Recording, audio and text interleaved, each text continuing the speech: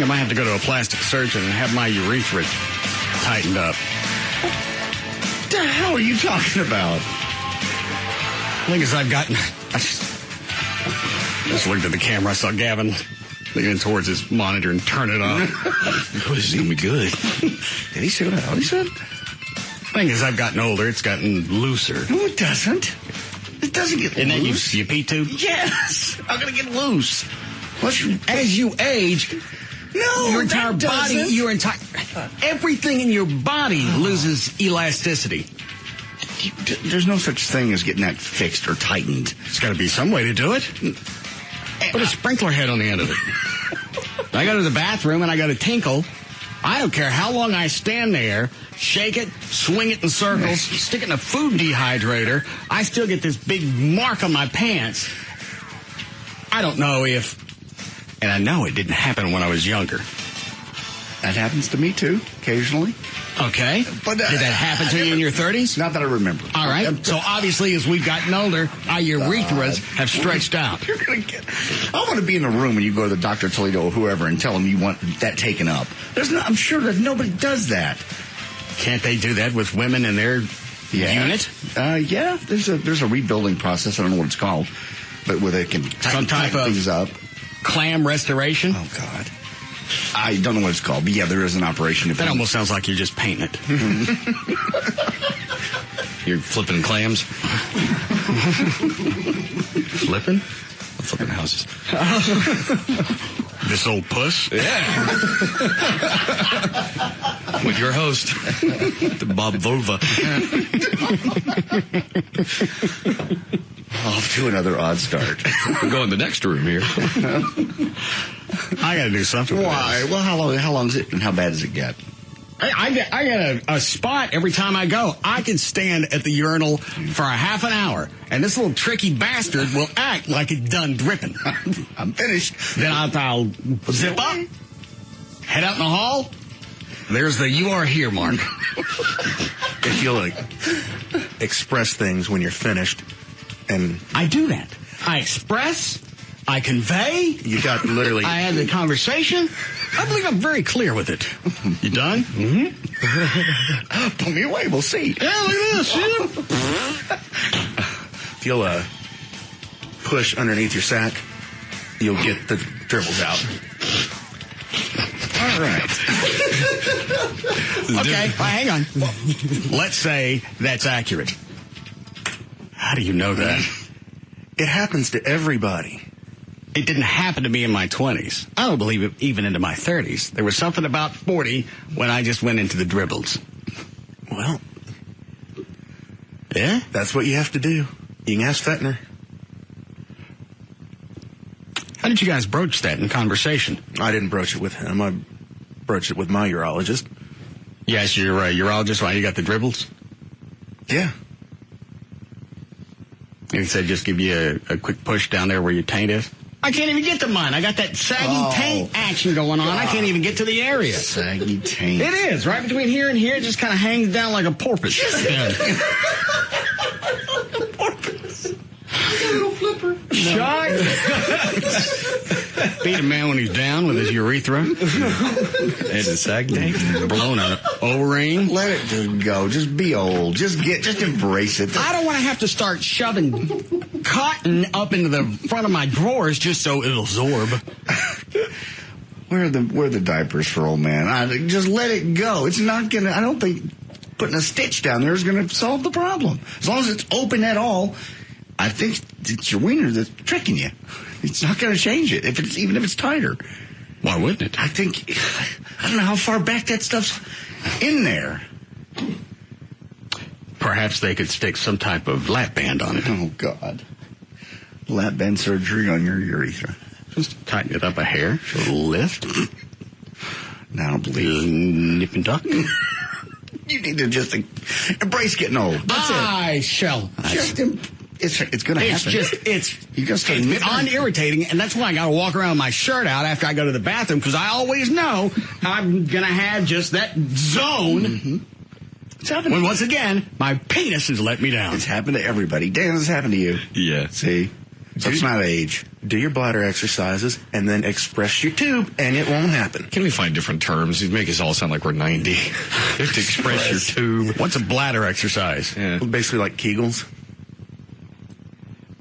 As you're going, you stop the flow several times yourself. That hurts.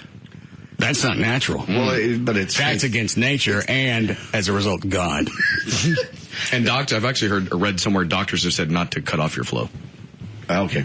You can actually get some type of spasm or pull a muscle from that. And again, it's not natural, and it goes against God. Well, and I don't want to get up to the gates and then get turned back to hell because I cut off my flow. Everything else looks good here. Uh-oh. Trey, did your doctor tell you to do the Kegels? Or to do Yes. this? Okay. Did he say at what age you need to start working out your Kegels? Said you should do it, all the time. I mean, everyone, it helps your strength Control. down there. Yeah. I believe I have enough control down there. Because Obviously anytime not. I enjoy adult entertainment on the internet, that thing down there is pooching. Well, this is your... What an odd conversation. This is just... Just as I get closer and closer to 50, I have more things that need addressing. Yeah. That hair that's grown on the end of my crank continues to get longer. You don't have catfish hair. Yes, I do. You've I have seen it. You pull don't. it back over the... It looks like a bad penis comb over. No, I don't. I almost want to see it now. I don't know why. It's what it looks like. It looks like a catfish with a comb over. There's not a hair down there that's large enough to be seen.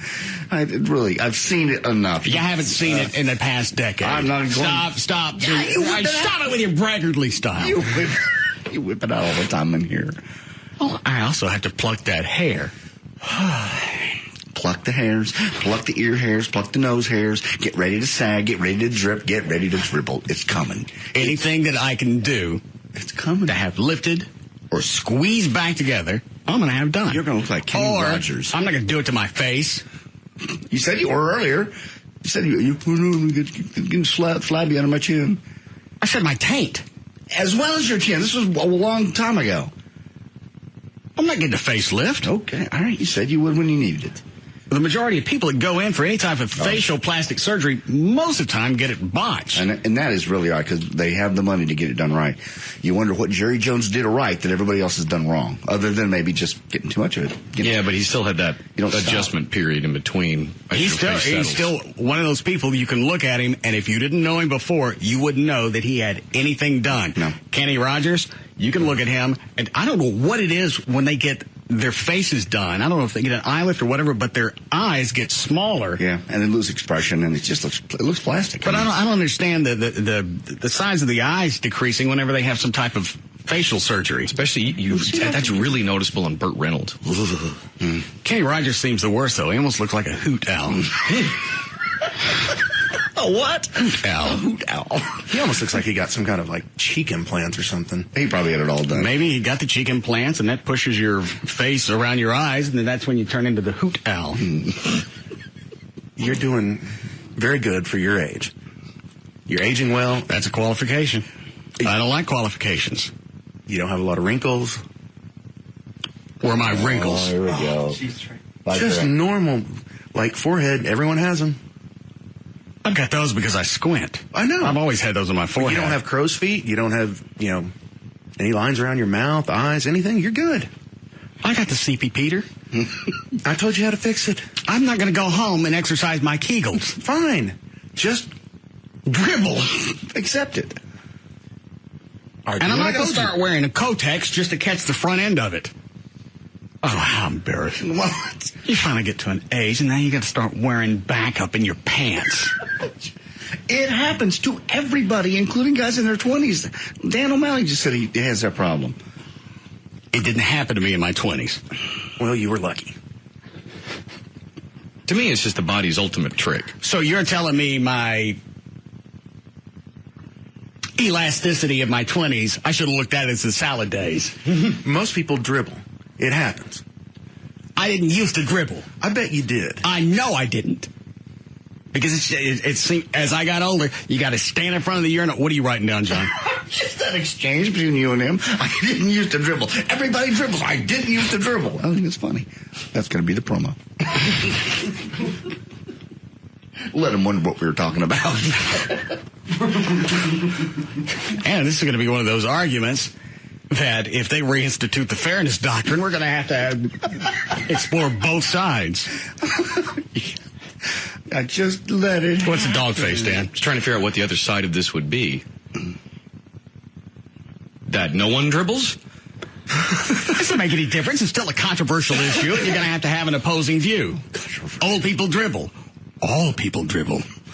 Yes, you're right in both cases. I bet Chuck, when he gets up in the back there, there's probably a spot where he's been sitting. Looks like his ass has been doing soul glow.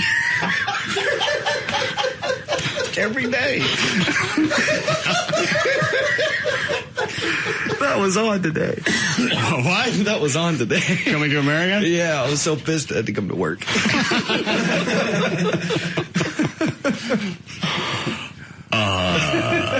Who is it that the Democrats trying to push the fairness doctrine back in? Yes. Now, I read online that Obama is in opposition of the fairness doctrine. I haven't seen his spot, but yeah, Democrats, because they feel like radio is dominated by conservative talk. I heard Mark Davis talking about this today. Oh, Lord. And I think it's mostly going to be nobody. If you're not in radio, you're not really going to care about this because unless it affects you directly, there's no interest. No, it's just not really. Now the government wants to step back in. They want to take the fairness doctrine that was abolished in, I think, 87 when the FCC decided. 87, yeah, it hampered free speech. And then I believe the Democratic Party in Congress tried to go ahead and push it through in some type of statute. Okay. And Reagan vetoed it. Excellent. So we don't have. So as a result, after 87, I think talk stations, news talk stations, before the fairness doctrine was abolished, I think maybe around a couple of hundred. And today there's over 1,400. And what exactly did, because I was in music radio back then, so I really don't, it didn't affect me. It didn't affect us because we were playing music. And really, are you going to have to issue an opposing view when I tell you it's going to be sunny in 92? No, I believe it's going to rain, sir. Hold on a second, I pulled this up earlier. Under, let's see, fairness doctrine, let me find a reason for it. Fairness doctrine was a policy of the U.S. Federal Communications Commission that requires the holders of broadcast licenses both to present controversial issues of public importance and to do so in a manner that was honest, equitable, and balanced. So you throw out one view. Yeah. Under the fairness doctrine, then you always have to have somebody in to issue an opposing view so there's fairness. And really, the reason that the Democratic Party wants it back in is because most talk radio is conservative, and they're tired of getting their asses twisted to them.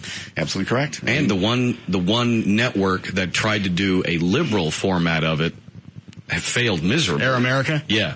And now they're trying to do a new one. I think it's called Progressive Radio. But, I mean, it's the same people, same thing, and it's going to fail. I mean, it doesn't matter if it fails or not. Again, you got the broadcasters. It's a marketplace. If you want conservative talk, you got that outlet. If left-wing talk was popular, you'd have more stations doing it. It would work and people would buy it and they would sell commercials. You're right. And plus, if you're ultra-conservative, I think you would realize that it all kind of balances out anyway. Okay, conservatives own the radio airwaves, and as most people allege, liberals own the TV airwaves. So, take that. Pull the audio. I actually heard this on Mark Davis today. There was it's Senator Jeff Bingaman, from New Mexico, or whatever NM means. Yeah, New Mexico. Okay. On a talk show, possibly in New Mexico, I don't know. And he tells the host, yeah, I want the fairness doctrine back.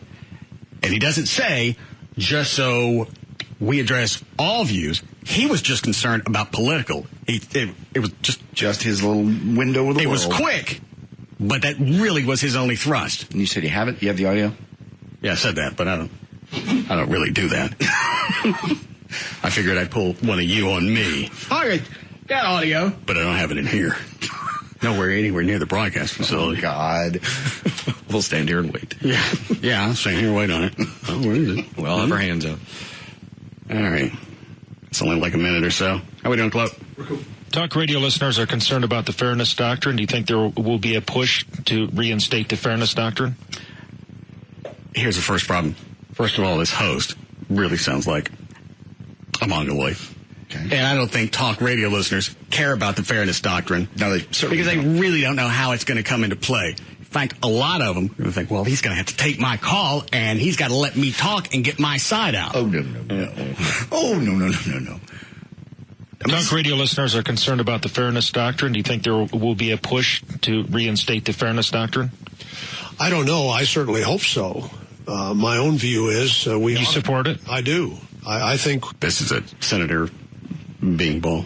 I mean, you would want this radio station to have to change? I would. I would want this station and all stations to have to present a balanced perspective and different points of view instead of always hammering away at one side of the political. That's exactly where he loses his argument. He didn't say all views, all topics, just political, because almost all, I think it's 91% of talk radio, real talk radio, not this one, is conservative. Balanced. Actually, this room's pretty balanced for the most part. You got Everett in here. It is. You got Trey, who's obviously very, very much Republican. Yesterday we had stupid Everett in here, very much left wing. Dan's kind of in the middle. I'm leaning slightly to the right. You lean slightly to the right. Chloe, he don't lean against walls. Chloe's a big proponent of walls. I mean, in this market, for instance, you got cake. Listen, how the talk guy. What is his name? It's Jim Villanucci. Okay. Listen on his analytical delivery. Okay. The radio market, wherever the hell he is. QB. If you want liberal talk, you got Air America in this market. You got NPR. If you have satellite radio, there's a lefty talk station and a righty talk station. And it just depends. You want to tighten up? Or you want to be loosey? Very deep. I mean, do you think there are people who aren't able to find a viewpoint that is in sync with what they believe?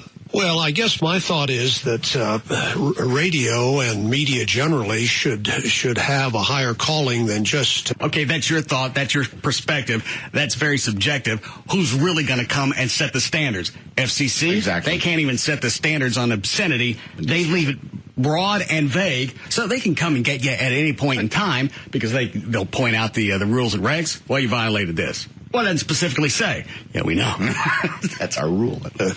Reflect a particular point of view. I think they should use their authority to try to and their broadcast power to present an informed discussion of public issues. God, what station is this? It's got to be it sounds like an NPR station. KCR. It doesn't matter what it is. It's horrible. The what? It's just so flat and boring. Either one of them, I want to strangle them both.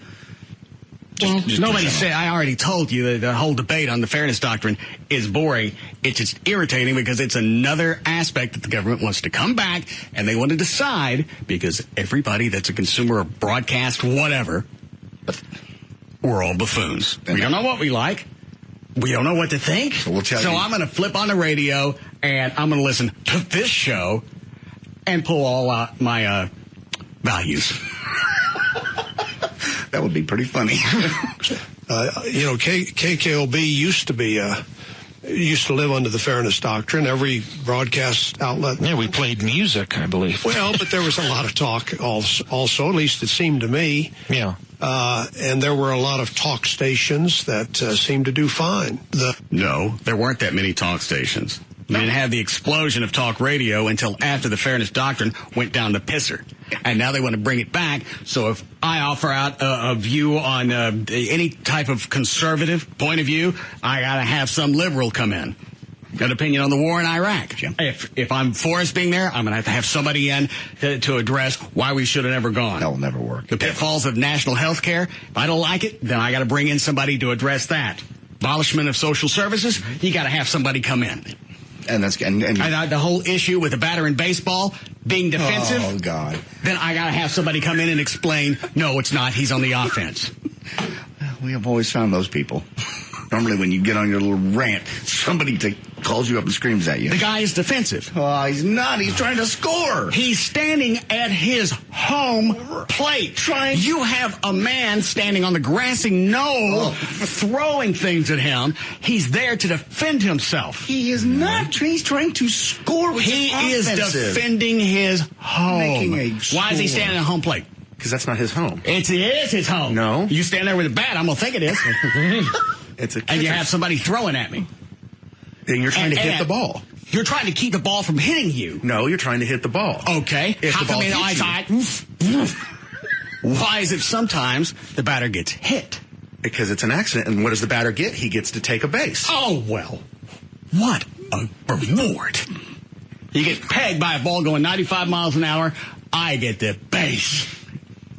Hey, you're on base. You're now potentially you can score. And people And he's got all his partners out there covering all those. Oh, you're going to give me the base, but you're going to stick one of your posse out there to keep an eye on me. Okay, what a screw job. That's why for runners at third. What? This is even more fun than the moon landing.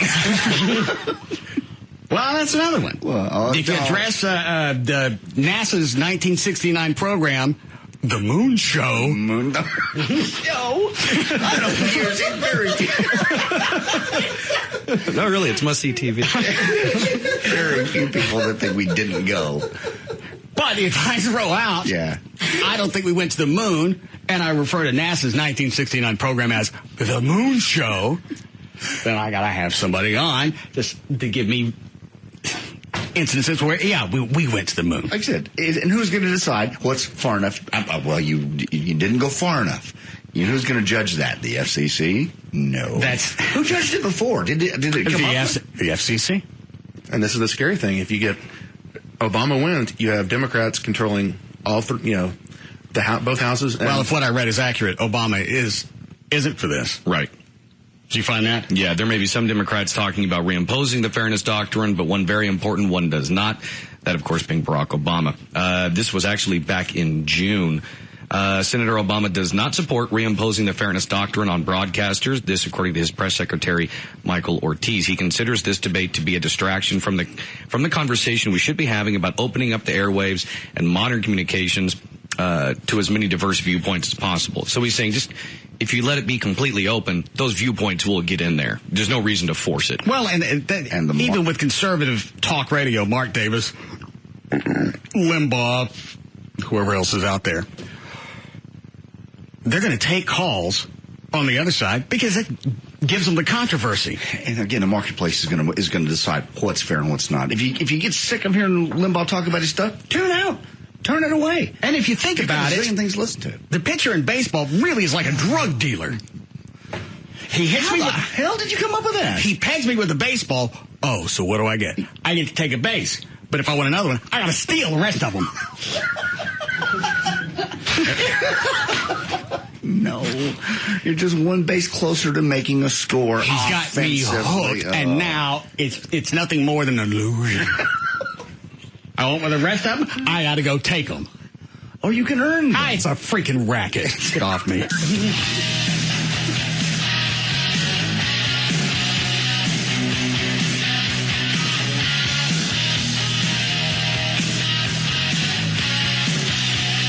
We'll be back to the Russ Martin Show.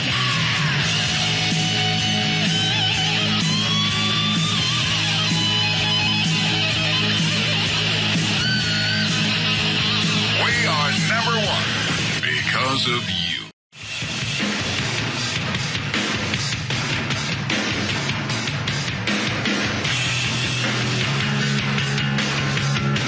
We're back to the Russ Martin Show.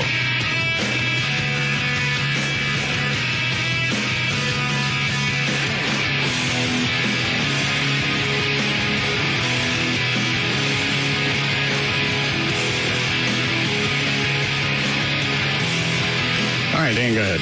All right, this first check of traffic is brought to us by Geico. In Dallas, a couple of road construction issues to let you know about. One is Woodall Rogers westbound before you get to 35. That construction there is blocking the left lane until further notice, which is so smart. Also, Dallas 35 northbound at Ann Arbor. You have road construction taking up the left lane there as well. 2 wrecks in Fort Worth, both on 820. One is 820 westbound before you get to Azle Avenue. That accident there is only letting traffic get through on the left shoulder, and the service road is slow as well. And 820 southbound at Randall Mill, you have an accident there blocking the left lane with backup all the way to Airport Road. That's your first check of traffic. I'm Dan O'Malley on the Russ Martin Show. Thanks, Dan. All right, going to be very chilly tonight, mid-40s for the overnight low, back up into the 70s. Tomorrow we have 67, now at Live 105.3. If you're those people on hold about the batter baseball thing, yeah, you can clear them out. Oh, we get emails, too. Stir them up. Next time you have the discussion, if the batter is offensive or defensive, try this theory. Home plate, Russ, is just a landmark for baseball. The batter is offense because his goal is to make it all the way around the bases and back to the landmark of home plate. Dude, dildo. If I can call you that. I know the batter is out there to score. But if I say the batter's out there to score, there's no argument. Get off me. Doing radio here. Well, he's going to have to. I hope they institute the fairness doctrine so I can call up and straighten you out. Have to put me on and I'll... Sweet drippy, Peter.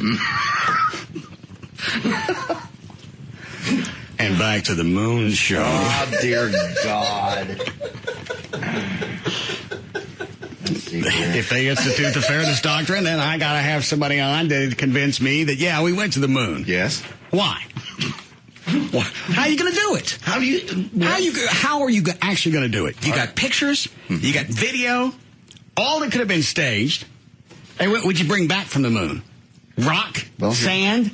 No. Crickets? I got this. No. I did get this email. Maybe. What'd you bring back? Coffee cup. Says Arizona on it. That ain't the point. All right. This is every time you do this, I get this from engineers. Technically.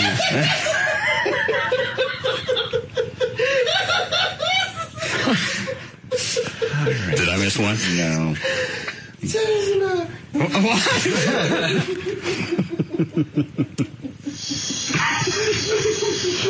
Look, we brung back for you. Technically, proof positive. The Russians did beat us to the moon. They landed Luna 2, an unmanned probe, on September the 13th, 1959, which was followed up by the further Luna probes, ending with Luna 24 in 1976. Never heard any of this.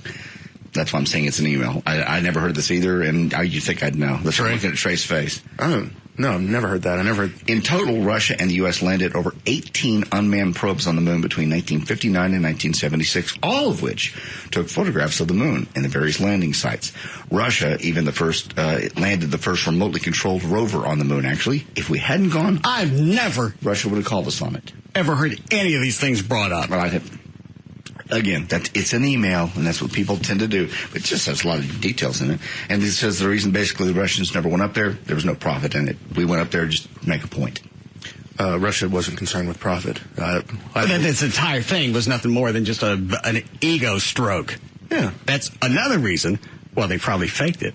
Because all you're doing is you're beating the Russians, or the Soviets at the time, to the moon. Space race, why not just fake it? Look at the billions you'd say, or millions back then, that you'd save just by putting up a movie set, shooting the moon show, and then just playing on all the different sequels. Apollo 11, 12, 13, 14. Change the sticker on the side of the land module.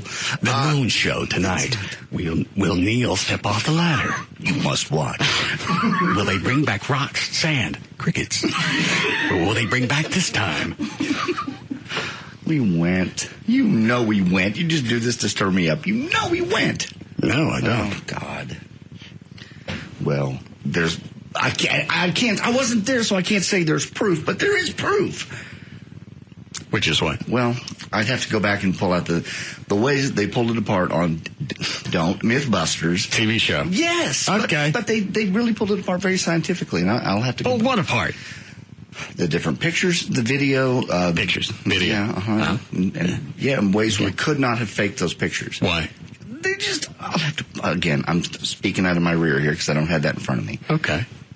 Well, next time come prepared. In the meantime, we didn't go. Come prepared for this ridiculous argument. It's amazing the things that you'll buy based on really iffy information. And then I'll give you something concrete. You go, that doesn't exist. Camel spiders? Got pictures of those. That's not real. Guys on the moon? That's real. Where are the stars? Can't see the stars. Why not?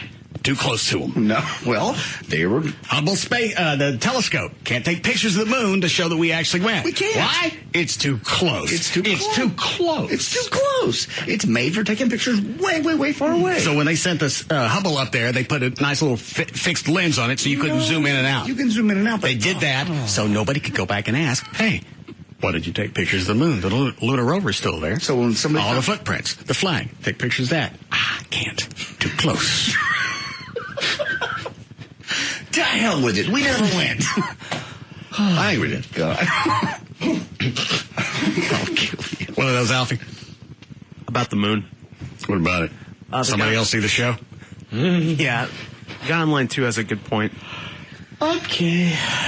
Yes, Carl. Yes. I was going to tell you that I did a raid on a school in Iraq, and their textbooks had a picture of like the classic picture of Neil Armstrong on the moon, but the flag on it was an Iraqi flag on a Neil Armstrong shoulder. So they're trying to sell to the Iraqis that they were the first people on the moon? They believed it. It was in the textbooks taught in the schools. Yeah.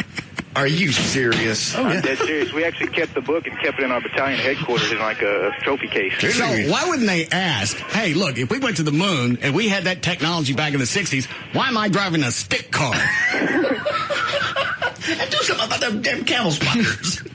All right. Thanks. How long were you in the service? 4.5 years. You going back? Oh, no, I'm done. All right. Well, thank you, sir, for going. I appreciate it. Yeah, Hussein had all the time. My dog ass there. Still think it'd be great if you did the show over there. They take care of you when you go, when you're a special VIP like you would. There are, first of all, they're not going to treat me like a VIP. Toby Keith, nationally recognized. Yeah, they're going to do that. Me? I'll probably get my own camel spider escort. No, you won't. Any entertainers that go over there, even comedians that aren't well known nationally, they're taken very good care of. There are people in the media that have been shot at and shot covering these things. Well, that's because they go out where the fighting is. When you land, you don't go out where the fighting is. Now, granted, I will say, they have had some missile attacks where Toby Not recently. I mean, things have calmed down there so much. So you think it's probably safe? I think it's safe inside the green zone, absolutely. I mean, hell, we just pulled out of Fallujah. We just basically closed down our base in Fallujah because we've got it that much under control. I mean, it's pretty impressive. Now, every time Toby goes, everybody on his crew, don't they have to go through special training? Heads up, when you hear this, do that. Yes, if you hear this warning, you head towards the bunker. Pick out the bunker and go for it. They probably do that because it's still a possibility. Oh, absolutely. I'm not saying it's not a possibility, but it's much safer. I tell you what. Why don't you go out there and find us a spot to broadcast from? We'll come out there after. Yeah, site check. Yeah. They have that hotel where they first broadcast from the first Gulf War that still hooked up all the media. That's where media still stays. What hotel? Oh, I think it's the Al Rashid. I think that sounds right. They got a pool? I'm sure they do. And a bar. Yeah. I'll say it. You got a pool and a bar at your house. Yeah, I'm not going. What are you looking at online, Dan, before we move on? Actually, I was trying to see if that was the name of the hotel. Oh. I got one more email. You're very convincing when you talk about the moon landing, Russ, but I have a question for you. If the whole Apollo 11 mission was faked, then why would the government allow you to talk about it? Wouldn't they have done something about you? Because if they came after me, it would show that they were concerned about something getting out, and then all of a sudden, I become a martyr. Oh, God. Blow me. No. How are they going to come get me? Based on what premise? Well, the fact that I said I don't think that we went to the moon? Yeah, and you give all this evidence, and you're the one, you're blowing the whistle on everything. I'm not the only person that's blowing the whistle. You got websites, you've got TV shows that have questioned it. I'm not the first person to question this. No, of course not. You just continue to do it, and they could easily take care of you if they wanted to silence you. You said they did it to the president. The Kennedy? Yeah. He was a little more believable than I am. So you think they popped? NASA got the president. Kennedy said by the end of the decade in the 60s, right, the Americans were going to be on the moon. And we did. Somebody probably went to Kennedy and said, we can fake this pretty quick and a lot cheaper. He didn't like it. They were afraid he was going to squeal. So LBJ had him taken care of. Oh, Jesus. And in exchange, they gave LBJ the Space Center in Houston. So LBJ now is a terrorist and killed our president. Had him killed. There's been conspiracy theorists that thought that all along. Is that right, Trey? Absolutely. Oh, my God. But not because of the moon. Nice. Peter probably did it. No, you sit down. I'll take care of this. I got it. I'm going to go up there and stand on the grass. Wave at me later. I'm going to wear that pillbox hat that she's got on. Lord. Let's see. Neil Armstrong. What are those on hold, Alfie? Guy on line 3 has a pretty, valid point against your theory. Okay. Yes, Ted. Hey, Russ. Yes, sir. Okay. One of the strongest arguments for this is the moon rocks samples that they brought back. You cannot get a pure rock sample like we have without the ferrous burning that happens when an asteroid or a meteorite enters the Earth's atmosphere. It burns the outside minerals and iron and whatever other deposits are of the rock, and therefore it makes all meteors look pretty much the same. I got it. Samples of the rocks. All right, so if I understand, there was no way for us to get those moon rocks on this planet short of actually going to the moon and bringing them back. Exactly. My father stopped Alan Bean. Because we don't have rocks here. Not with the same composition. How do you know what the composition is? You can read about it. Yeah, and who issued that?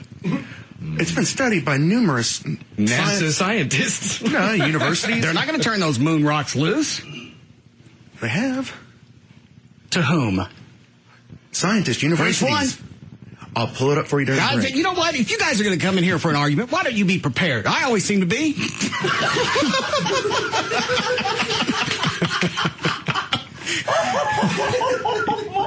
Are you drinking more of that energy drink? Yeah. You're always prepared because you talk dribble. It still sounds like I know what I'm talking about. Well, that's something that you just can't do on the fly. You've done it for a number of years. And again, you go back to the fairness doctrine. You're going to have to, if they institute that, you're going to have to cover all. That's why talk radio grew after they abolished the fairness doctrine, because before that, you had broadcasters that didn't want to address an issue because they didn't know what area they were going to go into and what kind of programming you're going to have if you got to pull in an opposing view. And then at that point, the government really is writing your programming, and you don't want to run the risk. So you're just going to go with something safe like just news or music. I can't see that ever coming back. I can't see it passing. It makes sense. You got enough Democrats, and this isn't a slam on the Democratic Party. They're tired of getting their asses pounded every day by nationally syndicated shows. I'd probably be pissed off too. I'm with Dan. Its radio is obviously right wing, but TV leans to the left. So it's kind of a balance anyway. Well, and the marketplace is going to determine. You can't say that broadcasting is gone myopic because you got too many different outlets now, especially with satellite radio, satellite television, the internet. There are too many different ways to look at all the different views. So you can't say that we pigeonhole ourselves. And satellite, on Sirius anyway, they do have, as that gentleman would say, a lefty and a righty. You know, they have one of each. It makes sense, though, because you think about it, it was after about 87 that all of a sudden Rush Limbaugh just exploded. Like I said, there were maybe a couple hundred talk stations prior to 1987. Today we got 1,500. Yeah, if that comes back, he's done. Rush is done. I can't listen to him. may be done as well. Well, you got if I got to have somebody come in. All right, let's say I throw out that Dirty Sanchez is my favorite sexual position. I don't think anyone's gonna. Then I got to have an opposing view. I got to have somebody come on and talk about the purple mushroom, Dutch oven. Oh my God. The flying camel, double fish hook, or the Cincinnati chili dog. And I'm not going to operate under that type of oppression. What's the matter, Trey? I'm trying to figure out what those are. Some of those you don't want to know. Especially that chili dog. Yeah. I can do that one. You can't describe what I'm doing, though. You could be repulsed. You just can't say what I'm doing. What is it? I just told you, I can't tell you. You're going to do it. I can do it to you. I don't want you doing it to me. Well, stop asking for it. I thought you could do it to yourself. Well, don't order one and then just back up. I'll pass on the chili dog. Thank you. Okay. But you know what you look at the station, it's fairly balanced. Which station? This station, 105.3. How? Well, Jagger leans kind of left. Mm-hmm. Kind of. Yeah, I mean, he don't lean. Well, Jagger's very liberal. I don't know what Ben and Skin are. I'd say this show leans a little right. Lycus is a huge liberal. Lycus is? Oh yeah. God. I've never heard him talk politics. You should. He's been doing it a lot lately, and I enjoy that aspect of his program. It's compelling. It seems like there are too many different liberal views that really would put Lycus under an umbrella of oppression, especially the fairness doctrine. That's a liberal view. I'm sure he's against that, but I'm just trying to envision the fairness doctrine having to be implemented on Lycus's show. Dump that bitch. No, she should get 5 dates before she puts out. And how are they going to address this? Now, you say I throw out another view, then I got to have somebody else on to tell me, yeah, you really do need a bass player in a band.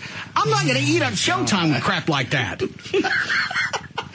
He'll never get that far. Or if I say Shemp was a driving force behind the Three Stooges, then I got to get a Curly advocate in here. You had one yesterday. A whole segment with you two arguing about Curly and Shemp. Even after the show. It's absurd because Everett's an idiot. Who cares? It's the Three Stooges. I believe they're all dead. So you're not going to honor their legacy? I'm not going to honor their legacy. Hitting each other with hammers? No. Where do you think the basis for this show came from? People get poked in the eyes, hit with hammers, hit with bricks. Usually by Russ. Set on fire? Ironed with their clothes on? Are you stupid? I never thought of it that way. You didn't notice that when they were talking about I forgot the guy's name, the lead guy that originally. Ted Healy, the originator. Yeah, and his Stooges. You didn't see this show? Russ and his Stooges? And how Shemp left because of Healy's abrasiveness and threats to blow up theaters that the Stooges performed in without him. I.e., you are not allowed to have any friends besides me, JD. Damn! Which also reminds me that I've decided to take up knife throwing. Oh, God. I'll be moving to another theater. Yeah. Yes. Oh, God. Is that Crepe Myrtles? I'm not talking to them. Chop and crop them. I don't care. Is it Neil Sperry? Oh, here we go. Get those two on. I really don't know, without being absurd, I don't know what areas you go into that you really have to get an opposing view. And I'm not going to have somebody sit there and give me the benefits of the Cincinnati chili dog. I don't think anybody's going to go quite that far. Maybe, again, they limit it to All right, politics. What about, do I have to have somebody on to tell me that Chet Atkins wasn't a hack? Yes, because he wasn't. Classic artist, guitarist. He started the whole... Hang on, let's see. What TV show was Chet Atkins on? You're not going to do this. He's been on... Chet Atkins show? No. No, he was on a lot of other people's shows, though. As a guest, because he's a classic. A guest. Which means nobody would want to see him at length. Roy Clark on national and syndicated television for 13, 14 years. You're going to say hee-haw is... And still sells out shows anytime he's in Branson. And he's spanned generations. So did Roy Clark. He's dead now. Roy Clark ain't dead. Not Roy Clark, the other one. Who? My guy. I don't care anymore. Curly? No, I don't care. Focus on something. I don't care anymore. It's absurd. Chet Atkins. What about him? Nothing. He went to the moon. Hack. Chet Atkins didn't have no plate. We don't even know that. You can't even get a real... I can't even think anymore. What's wrong with you? I can't think. We've gone to the moon and the Three Stooges and Chet Atkins all in 10 minutes. Don't forget about Cincinnati. And baseball. Do we need a break? Yeah. Oh. Hell of some type. That's a good show. Yeah. Oh, good music, too. Man, they're going to play spots. I'm going to go listen to the ticket. We'll be back to the Russ Martin Show.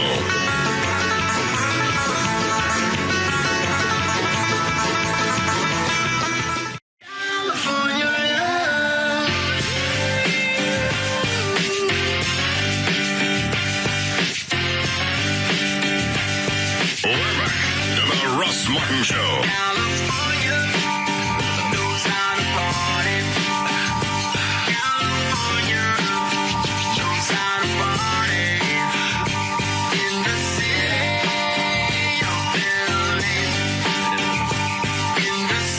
All right, what's this bumper? California Love By? Dr. Dre and Tupac. I don't like this one. Oh, man, it's huge. I don't like it. All of a sudden, Trey's tried to turn this into his own radio station. Yeah? By programming his own bumpers. Well, he can do that when he has his own show. Oh, that's right. Are you going to try and go for this weekend, or are you going to wait a week or so? I'm going to pass. Oh, there'll be no passing. I'm not doing a show. I think you are.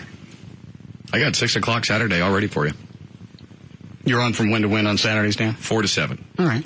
So you can actually come in, sit with Dan for a while, get acclimated. 6 to 7 is yours. No, have to pass. You talk here non-stop. Why do you think you can't do an hour? I wouldn't put myself in your position for love nor money. Not doing it. No. So you're telling me no? Yeah. I'm not arrogant enough to think I could do it. That's why we gave you a show. So egotistical bastards that I don't like. Dan Lewis thought he could do his own show. Watch me for a few years, and he was probably right. He probably got it down. He just didn't know how to execute it. He kept all of his content and his entertainment to himself. This will throw him. And it did. Yeah. Anything else before we get to news? Oh, let's see here. Yes. I did the 3-page email on the moon rocks. I don't want to hear. Okay, I won't pull that up. Yeah, literally 3 pages of somebody giving us the complete chemical breakdown of the moon rocks and why they could only be moon rocks. And I'm like, I went like 6 sentences and I went, stop! I'm bored even. Here's the biggest argument for that. Probably all the analyses came from the government.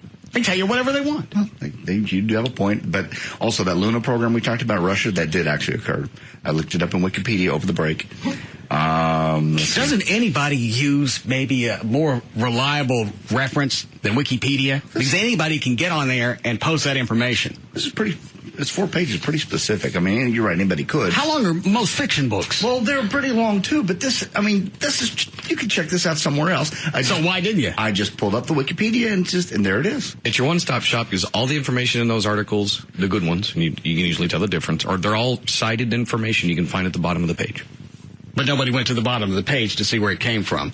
External links. Lunar Weekly World News. No. Bat Boy Daily. Lunar and Planetary Department, Moscow University. Did you click on that? Soviet. Okay, so it came from Moscow that they landed unmanned spacecraft on the moon. We knew that they were doing this. They were doing it at the same time Apollo 11, apparently, and they would have beat us back to the Earth with the moon rocks, but their spacecraft was crashed on takeoff for the moon. How do you know about this? It says it right here. On Wikipedia. Oh, Lord, never mind.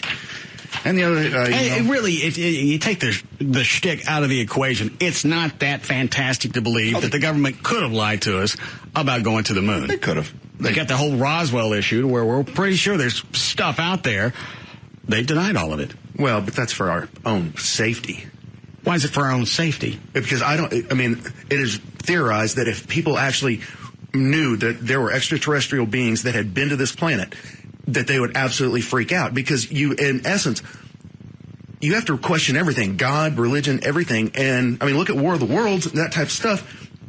that's what people think, a lot of people think would happen. Well, initially, that was, from what I've read, that's the reason the government is kept under wraps any interaction with extraterrestrials, because back in the late 20s, when Orson Welles did the radio thing of War of the Worlds, that was the only source of news, and there were a lot of people that came in mid-broadcast, thought it was absolutely real, beyond freaked out. You had people that attempted suicide because they really thought we were at the end. So as a result, any other alien interaction that possibly was real, the government was just going to hide someplace out in Roswell. We can't be trusted with real knowledge like that we think can really hurt our planet or hurt us. There are airline pilots and Air Force pilots that have seen UFOs. Well, there's something released this week from the BBC. From basically a report came out that a British pilot had been scrambled to shoot down a UFO. This was all in the 50s or 60s. And he said as he approached it, it was a huge, giant object, and he was literally ordered to unload on it, to shoot it down. And he was traveling, 700 miles an hour? 600-700 miles an hour, and he's going right at it. And just as he got to that point where it was time to unload, gone. It went away. He says it picked up and went whoosh. What I don't get is how he was able to calculate the speed of the UFO, because he said it left at a rate of 10,000 miles an hour. Well, and that would be hard to guess, obviously. But if I'm doing 700 and it just disappears, that's booking. We don't have anything that goes anywhere. And what was the reason to go shoot it down? Had it done anything? No, it was just hovering. And people, it was a UFO. Back then, they would shoot it down. I believe they got here somehow. I bet you they can shoot back.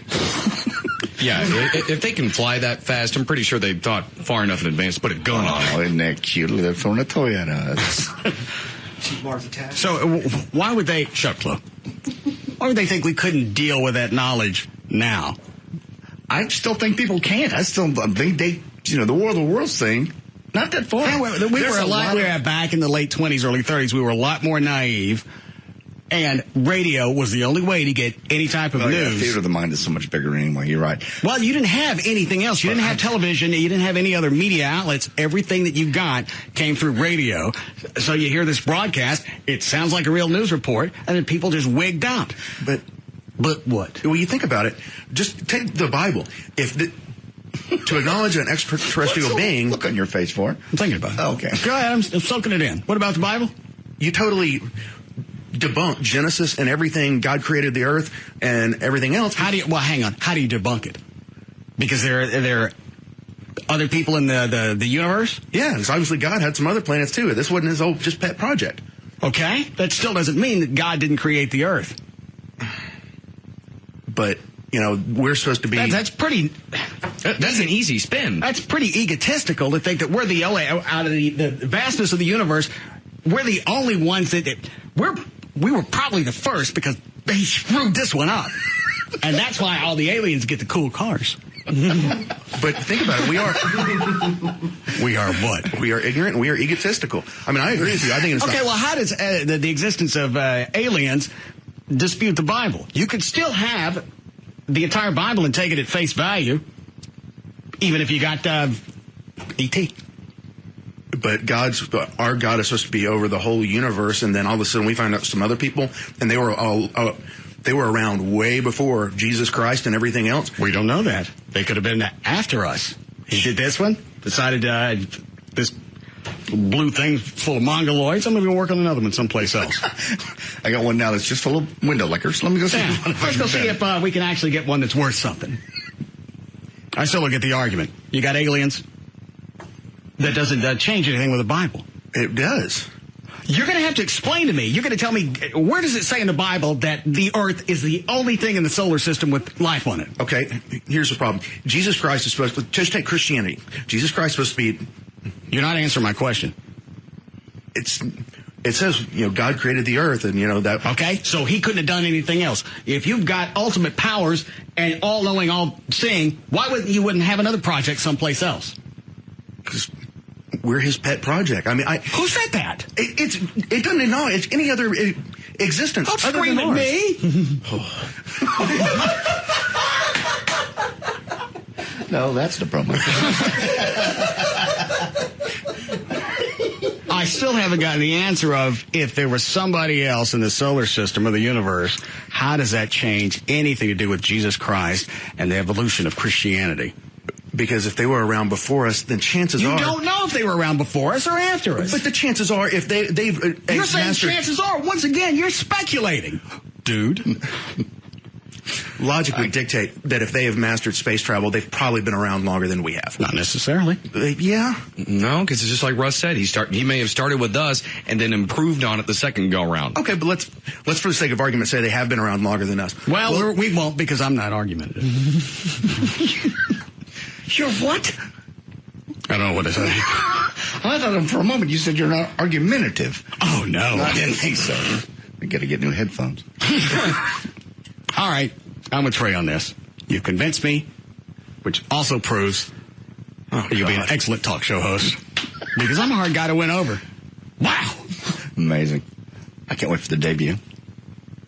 This Saturday? No. 6 o'clock. We're going to have to come up with our own drinking game for Trey's show. Oh, yeah. Take a shot. Or have to pace ourselves up. I'll be drunk before the opening music's done.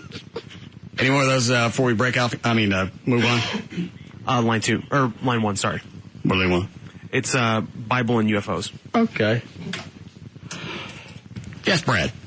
Yeah, I was going to say, I don't personally believe this, but there's a lot of people who believe that there's a book in the Bible and there's a story about a guy, the prophet named Elijah, who was carried off in a, quote-unquote chariot of fire. And there's like a whole sect of people who believe it was a UFO with just lights all over that came and abducted them. And it's a pretty huge organization of people that believe it. I do as well. Thank you. Now what? You have the reference to the chariots of fire. What do you got now, Vangelis? You get it? Yes, of course. All right, I'd never heard that before, so I don't. No, it's because you only pick and choose the things that you want to remember that pertain to your argument, which again indicates you're a genius as far as talk show hosts go. I can't wait for Saturday at 6.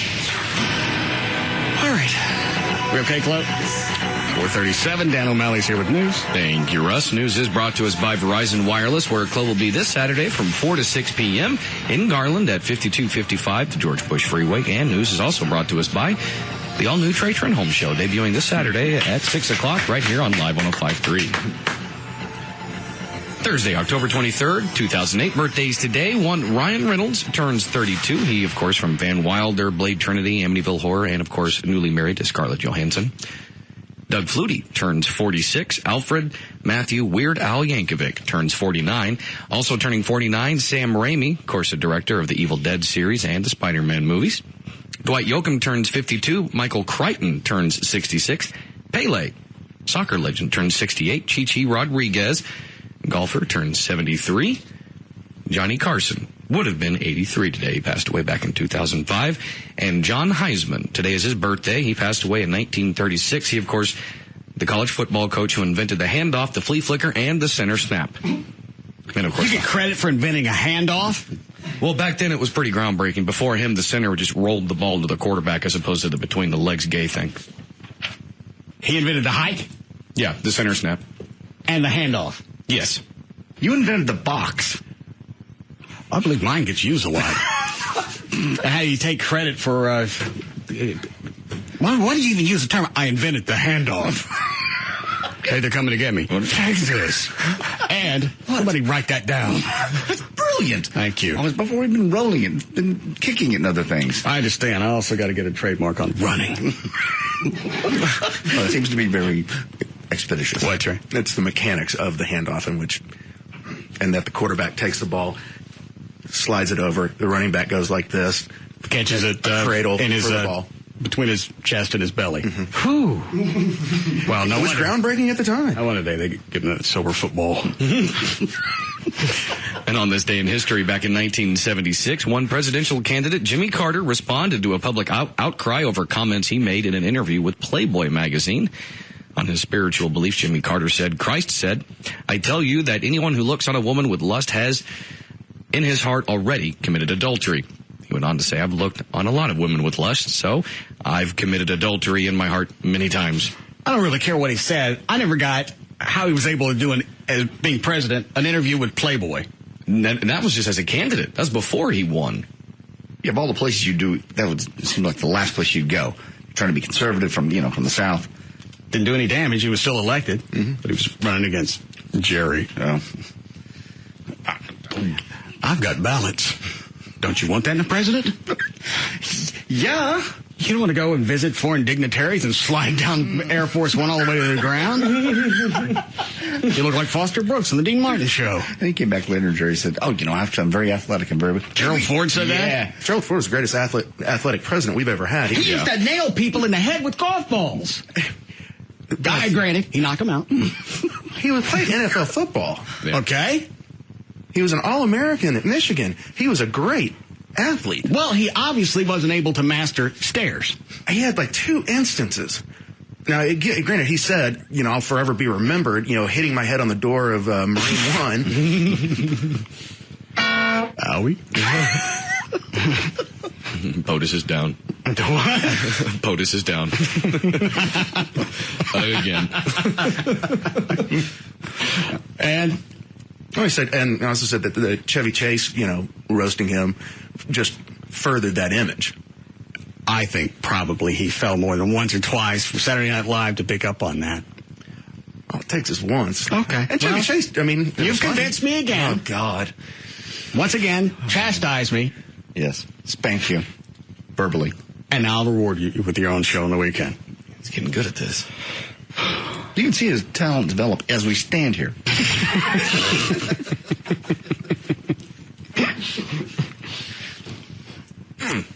That's impressive. Our boy growed up. Just watching your talent through the window like an easy bake oven.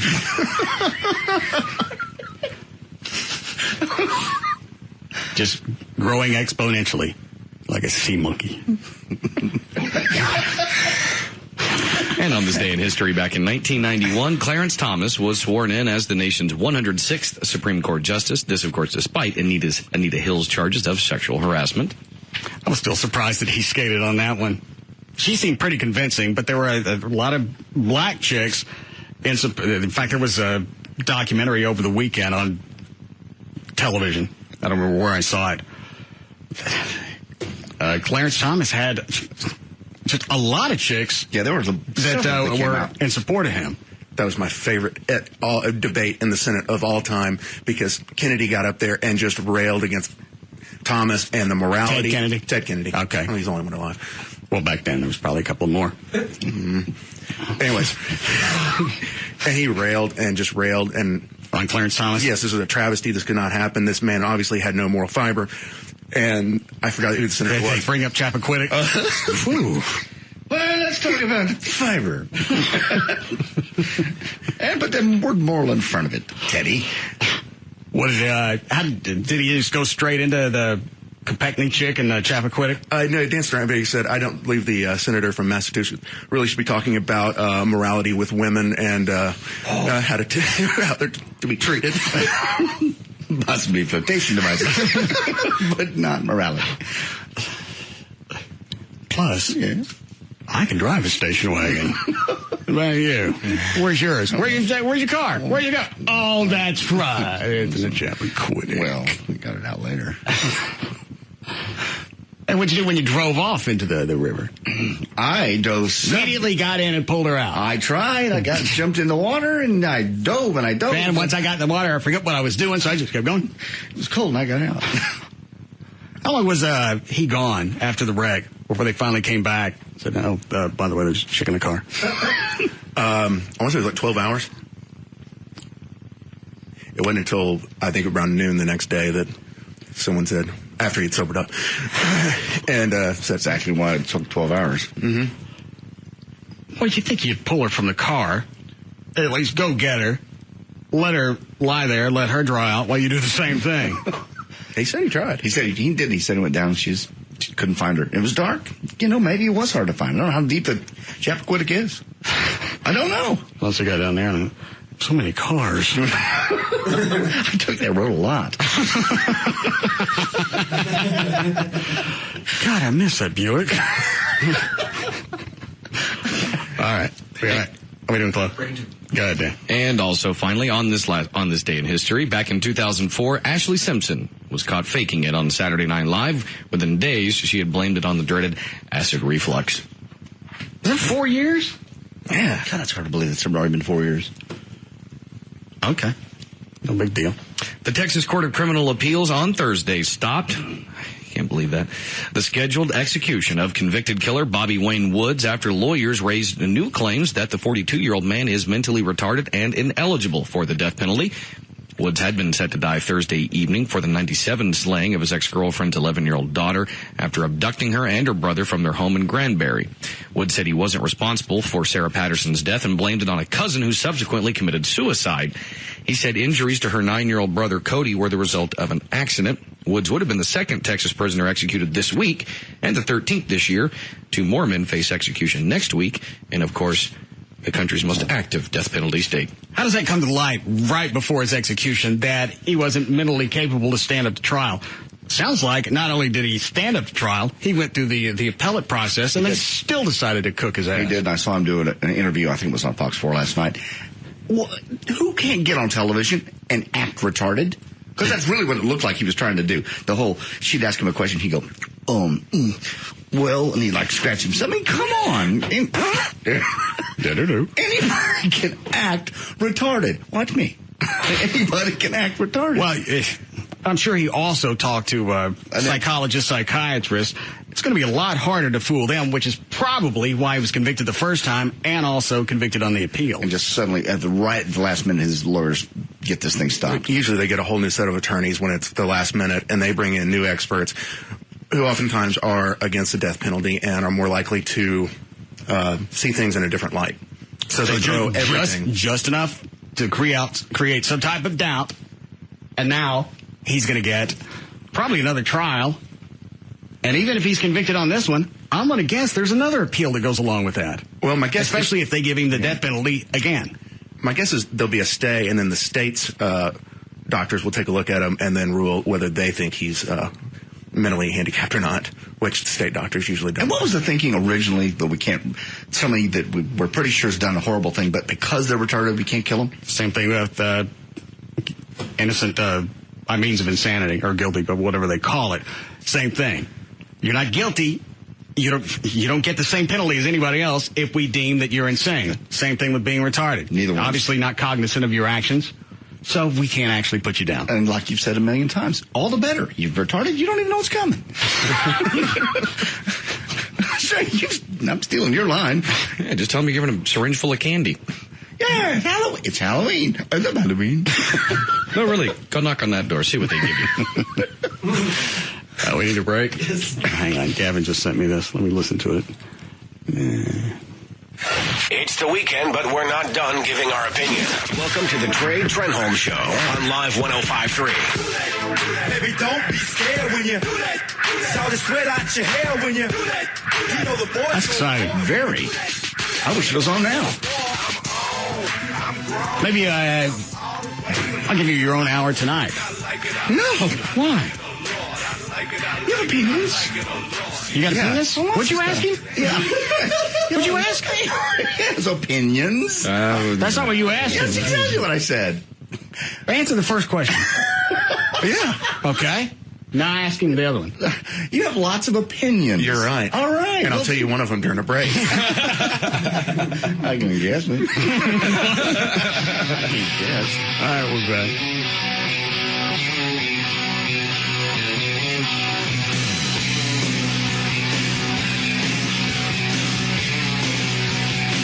We'll be back to the Russ Martin Show.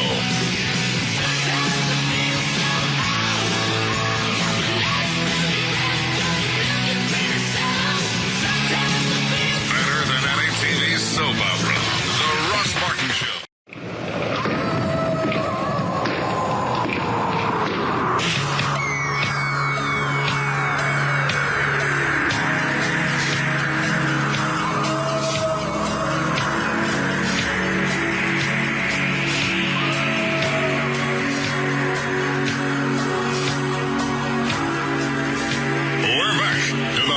Martin Show.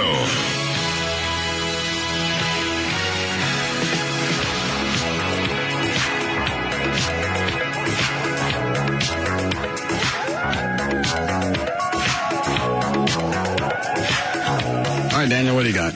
All right, this look at traffic is brought to us by Geico in Dallas. I-20 eastbound at Polk Street. You have an accident blocking the right lane with back up to Wheatland.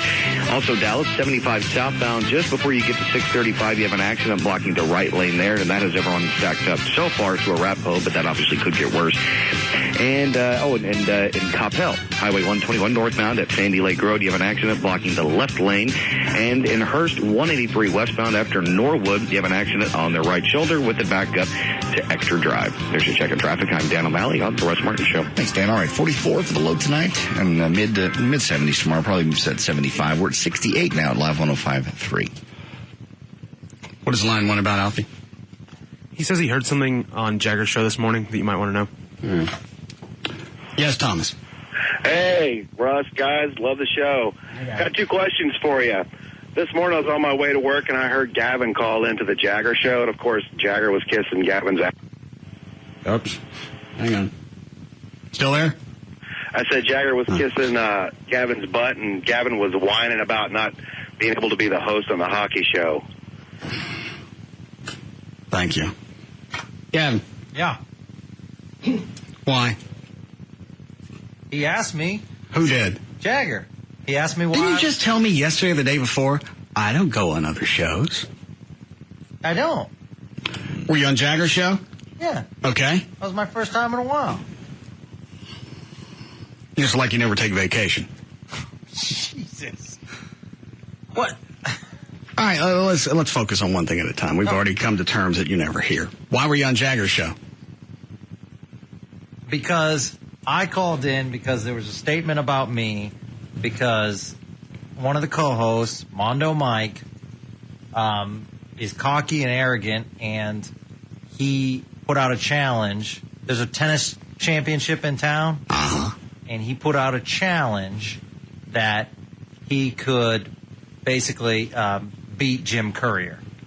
And Jim Courier used to be number 1 in the world, and then he went on to talk about how he did well against me.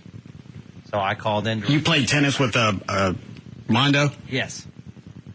Why? Because he challenged me. When did you play? We played about maybe a year ago, 6 months ago. You lose? No. Did you win? Yeah. Okay. So why is he busting your balls?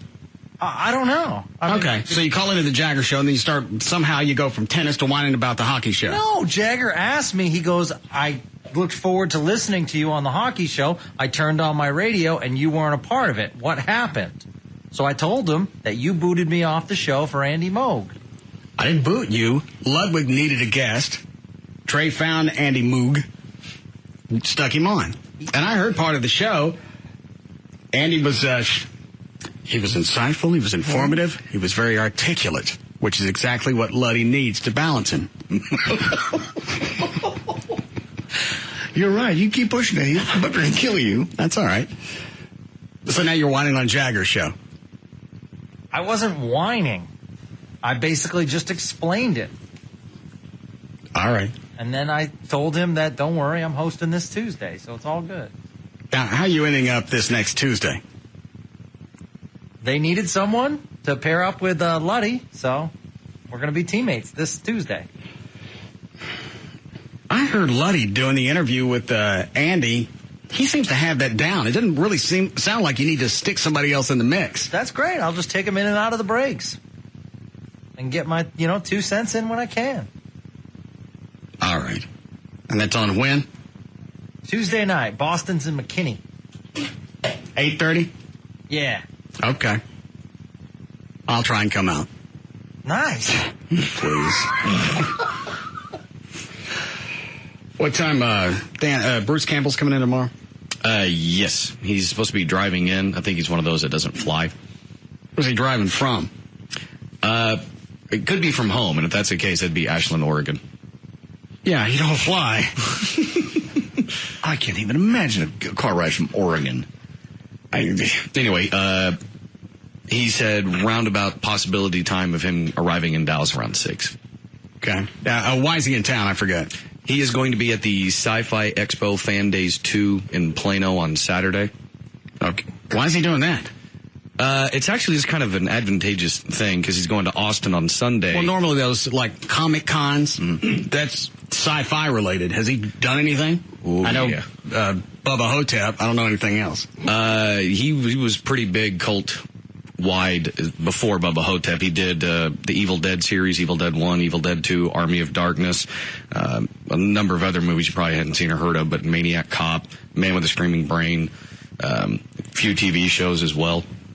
I know he's in Spider-Man 1 and 2, but that was just quick.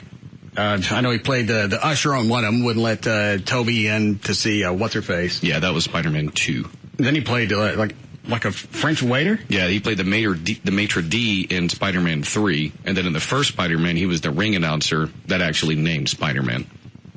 Oh, I forgot about that. One with the shades. I don't understand why he's still classified as a B actor, especially after... If you're getting a bit when I saw Bubba Hotep, that's great. If you're a good enough actor to have me at the end of the movie actually believing, or I'm tense because Elvis is about to take on a zombie, that's pretty damn convincing. Well, when you say it, it sounds goofy, but you're right. You watch the movie and you're into it. You believe it. That's an incredibly well done movie. Do you remember how much they said they spent on that production wise? Because who was the director? Coscarelli? Yeah, Don Coscarelli. $5 million? God. I want to say it looks like at the most 3, because I think when you talked to Don Coscarelli the few times, I want to say he said it was around $1 million total. I thought it was more than that. But as you watch it, it doesn't come off as a low-budget film. Not at all. I don't know. I'd like to know some of the things they did to make it look that good. And some of the B-movie, like you mentioned, why is he considered a B-movie actor? Some of that's his own doing. You know, his first book that he released was If Chins Could Kill, The Confessions of a B-Movie Actor. So he kind of puts that label on himself. Were you a fan of his before Bubba Hotep? Yes. Okay. Yeah. I didn't have a clue who it was until I saw that. Somebody sent me the trailer for Bubba Hotep. I looked at that one. All right, that's an interesting minute-and-a-half piece, but there's no way that's anybody could take 90 minutes and make that a real plot. I've got to see that movie. Yes, you do. Oh, God. We've been telling you that for years. JD, you watched it. I have, yeah. It's great. It's just the premise... I was about to say simple enough, but I'm wrong. No. Elvis decides he's had enough of his life, swaps out with an Elvis impersonator, decides just to be a normal guy for a while. Then he gets sick of living in crap places, wants to go back and swap back with the other Elvis guy. But the contract that he signed with the impersonator blew up in his mobile home. So then he ends up in an old folks' home with a guy who thinks he's John F. Kennedy. That was, who was it? Ozzie Davis. Yeah, the black guy. May he rest in peace. It's a classic scene when he explains why he's black. What'd you hand me, Chloe? Clips of Bubba Hotep. What? Clips we of still have Bubba those? Hotep. What cut? Yeah, start with number 17. Oh, is this the list? Yeah. All right. Well, we're going to run through all of this, and we don't need to talk to Bruce Campbell tomorrow. It's still worth it. He's fun to talk I'm going to have to go home and dig the movie out and watch it again. I got to look back. All right, this is where Ozzy explains to Elvis what happened after he got shot in Dallas and what they did to him. Like a sand up there now. Jack, no offense, but President Kennedy was a white man. That's how clever they are. They dyed me this color all over. Can you think of a better way to hide the truth than that? What is this next one? This where Ozzy's in the bathroom translating. Oh, yeah. Oh, the hieroglyphics. Yeah. Because now you got the mummy running around the old folks' home sucking the life out of old people's a-holes. Right. And I guess while the mummy was in the bathroom, he likes to scribble on the wall like anybody else. What, Trey? He's sucking the life of old people from where? Out of their a-holes. Why? I guess that's the biggest port to get it out of. I don't know. I'm not a zombie. Okay. Okay. If you haven't seen the movie, this really has no entertainment value. Oh, not at all. Yeah, it does. Yeah. Do you remember when you first started playing these clips when most people hadn't seen or heard of the movie? Mm-hmm. And then JD tried to go, I think, to Blockbuster that night, and it was gone. Out. All of them. All right. And the guy looked at me and goes, "You're the sick son of a gun that's been in here, and then I had to ask you for that movie. What's that all about?" All right, this is where Ozzy transcribes or translates the diddlies on the bathroom wall by the mummy. Now this line translates roughly into Pharaoh gobbles donkey goobers, and the bottom line, Cleopatra does the nasty. Oh God. Let's see. Good things I don't like that one. All right. This is when Elvis calls JFK. Oh yeah, they're ready to go get the mummy. I think you know what I'm getting at, Mr. President. We're going to kill us a mummy.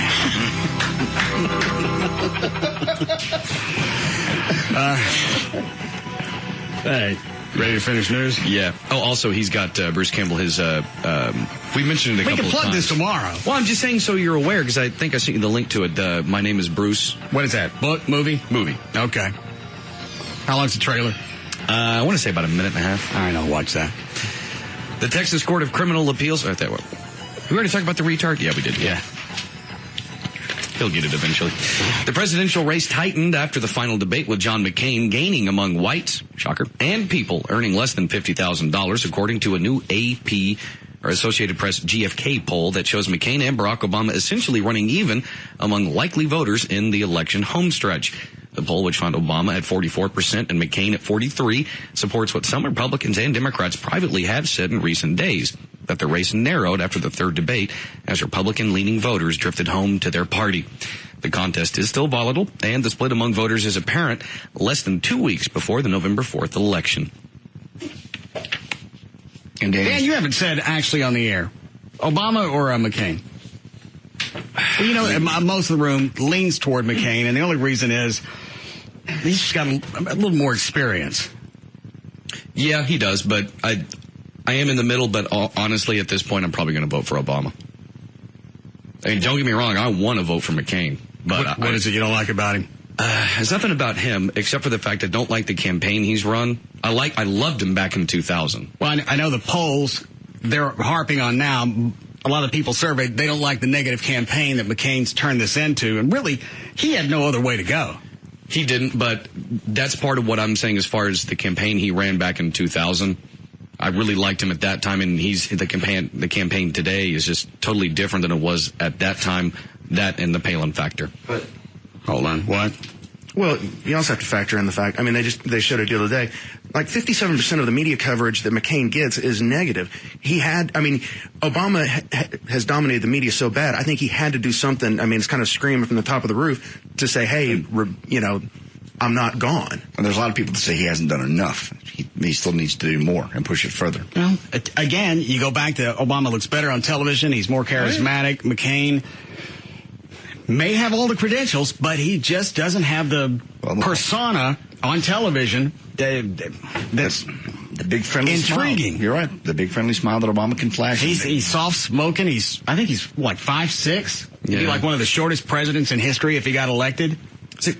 What I'm talking about as far as McCain now versus McCain in 2000, he was as close to that no BS attitude, almost not quite Dick Cheney, but still he rode around in that Straight Talk Express bus in 2000. Whereas now it's just more status quo as far as political campaigns go. Well, but I think McCain learned a hard lesson in 2000, which was he tried to do that high road, and Bush went negative on him, and it got Bush the nomination. I don't know how much that had to do with as much as he had Bush using the Bush last name. Yeah. Because if you go back into 2000, President Bush didn't have more experience than Obama does now. It's just two different roles. But then again, people glom on all the negative stuff.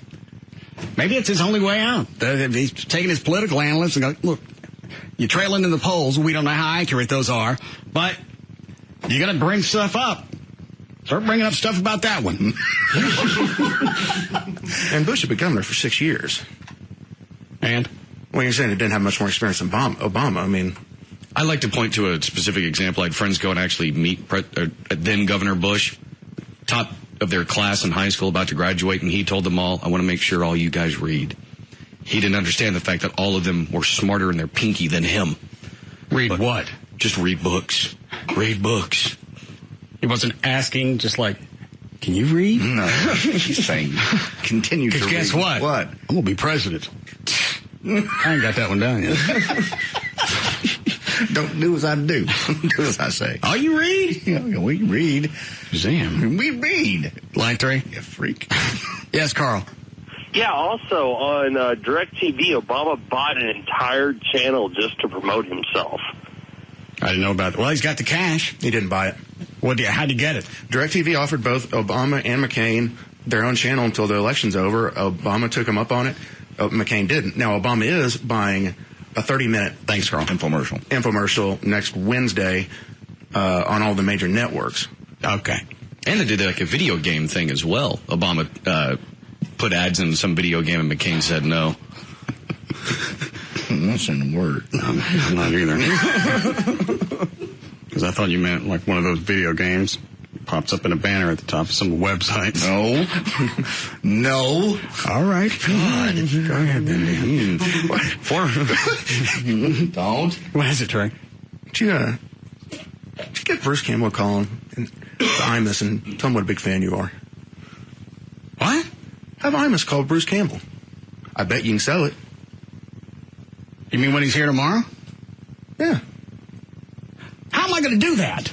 Okay, tell him. I'm going to stand here. He's probably going to see me pick up the phone. Call him before he gets here. He's on the phone. Let's see you. How about I must know how to get a hold of him? It's Imus. I'm sure he has people. I don't think that's something Campbell's going to buy. Plus, he might know Imus.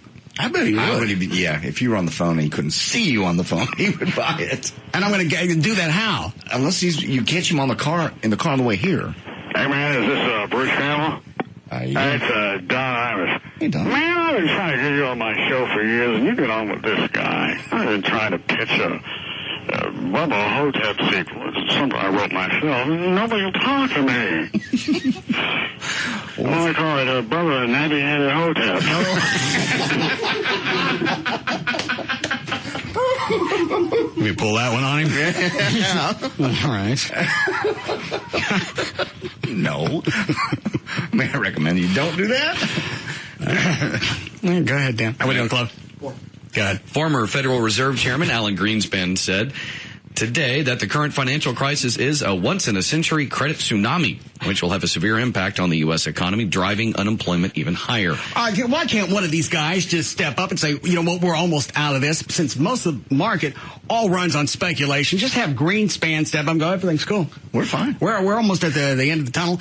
Everything is as it should be, and this is actually where we need to be able to recover. As opposed to, you know what, things are going to go to absolute piss and burn before we're able to crawl back out of this. I'm the smartest guy in the world. This is the end of the world. I've got to get the hell out of here. He actually did say we're near the end of it. But he also said things are going to get worse before we're able to start climbing out of this. He said unemployment's going to get worse. He said in general. Just lie. You don't know. You're not really, you've got no... You've done it. Anything you could point at to go, yes, absolutely, here's the way it's going to play out. People watch Greenspan all the time. They watch when he makes purchases and then stock goes up in that company. Just lie to us. What's the downside to it? So what if he's wrong? Well, I mean, obviously the markets didn't heed much attention because, it was up, I think, about 175 at close. So it wasn't the end of the world.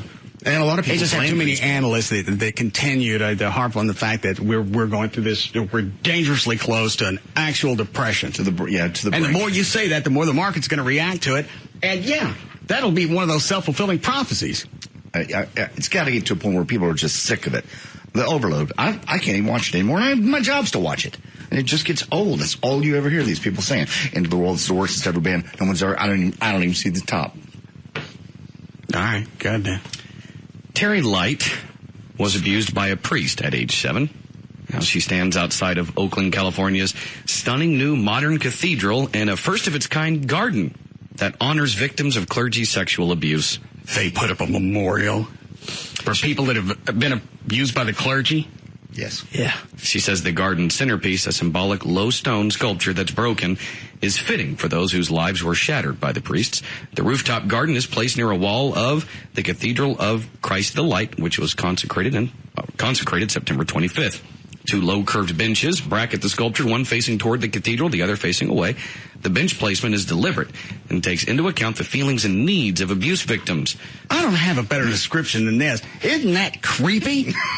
It's beyond creepy. I know that you were abused for many years, and that's going to be a wound that's really never going to heal, and you're going to be traumatized forever.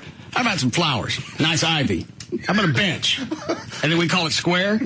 I read this story. I couldn't believe it. We're going to give you a garden. That's a nice little bench you can sit on and think about what all's happened in your life. Yeah, what a dandy thing to give me. A place to go and reflect. God. Just in case you were past it. Go over here and remind yourself daily. Go sit in the garden. Sit in that garden. Is this supposed to be some type of reparation I think for... it's just, they can't do anything, so they're going to do something symbolic. Give them some cash. It's a broken... the stones are broken. Hey, give them cash. Well, they have. A lot of them. Well, then stop it with these monuments or these memorials on abuse that all of these people have gone through. Here's a place for you to go back and set about everything that's happened to you and be reminded. I don't think I want to be reminded. That's a quiet place to reflect. Yeah, Father. I don't know. I would torch it. This is my garden. Yeah. You give it to me. Good. I bring my accelerants. And we'll turn this thing into a big match head. It's beautiful. Look, a fire garden. Yeah, everybody likes that. No, it's not a chimney. It will be. Actually, Father Paul Minahan, the provost of the cathedral, says it was important to have the garden for the victims and for the church to atone for the sins of its past. That's not atonement. That's trying to buy your way out with some type of empty memorial. He's went on to say, having this garden on the campus says we are serious about our desire to help in your healing process on whatever level. Come sit with the priest. This garden. It's back behind a wall where he said it was. And I got you. Yeah, and that's really where I'm going to go. I've been abused, and I'm going to look for counseling and solace with another priest. There's a new priest, different one. What, you need some strange? No. That's just... Daniel. Wow. Oh, wow. That's an absolute slap in the face of anybody that's been abused. Take that money that you wasted on that and do more internal investigations and see if there's any more of this going on, because I'm pretty sure they probably haven't totally nipped this in the bud. Well, they haven't. And yeah, you're right. This is just such an empty gesture. I just think it's sad they even made a story about it. Look what we've done. Look what we've done. Yeah, we see what you've done. And it ain't a garden. Yeah. Thanks for memorializing it. Do we need a break? All right. We're good. Strange. Sorry, dude.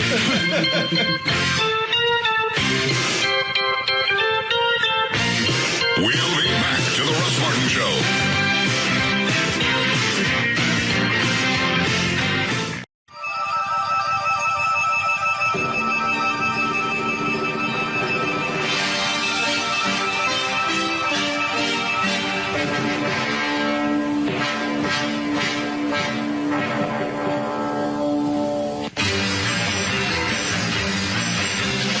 We're back to the Russ Martin Show.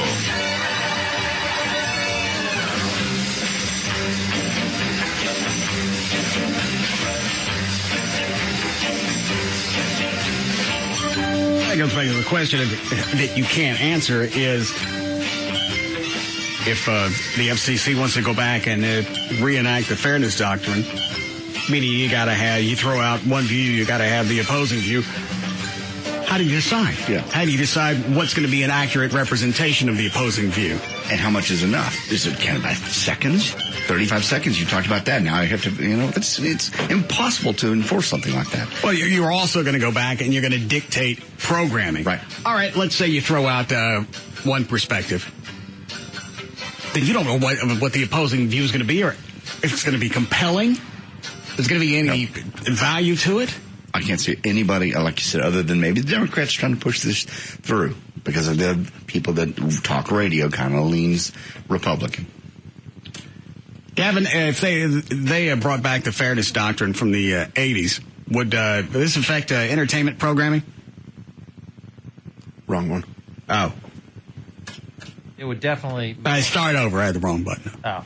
Stupid. It what? I don't believe so. I think the thing that you'd run into is if you did want to talk about something, then you'd face occasional roadblocks where people would, not understanding the rule, they'd say, oh, fairness doctrine, I need equal time. Well, how are you going to discern between a real talk show and entertainment programming? By the way, which one are we? I think you're kind of a potpourri of all subjects. It's very generous. Yeah. But you don't think the fairness doctrine would actually... Well, I don't know if it goes by your classification, because if you're classified as just an entertainment... This is a perfect... a personality-oriented show, if that would come into play. It would have to. And again, who's going to make that decision? This is the perfect stage for that, because we do talk about silly things like your taint, as well as we talk about, politics. Why you got to keep harping on that? I'm just saying, the show goes everywhere. I gotten past that about my taint and actually hanging down between my hole and my sack. Like a constant reminder that I got a porpoise dolphin fin right here between my legs. I'm just saying, the show goes everywhere, including your taint. And now the fact that I'm going to have to look in to get my urethra tightened? That's not going to happen. No. Why do I dribble? No, we all dribble. Everybody dribbles. I didn't dribble in my youth. Oh, my God. Alfie even sent me some product, a link to some product where men, it's a little thing you wear over your penis that keeps you from dribbling afterwards. It's a little cup. I'm not wearing any type of Depends. Well, that's the only way you're going to keep from dribbling and showing on your jeans or dark jeans. That's it. It's not going to stop. There's no tightening of your urethra. They can tighten women's clamps. I can't go in there, and it's going to leak anyway. If any urine can come out, it's going to leak. Just wear the Depends or whatever it's called.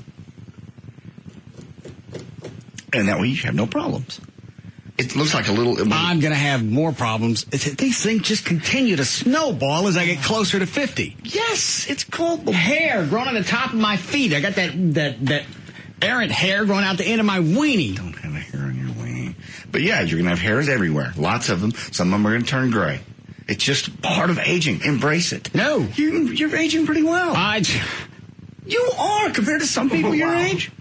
Or my age.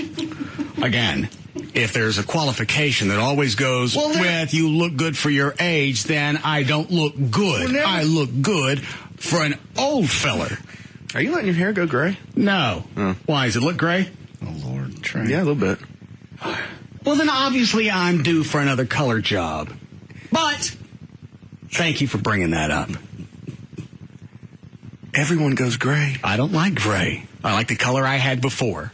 I like the fact that when I went to pee, when I stopped peeing, I stopped peeing. Now I go stand at the urinal, I pee, I shake it, I spun it in circles. I've tried to actually reason with it, and it still dribbles when I'm done. Little tricky bastard, because you'll look. I know. There ain't nothing dripping out of there, and you're absolutely done. Zip up.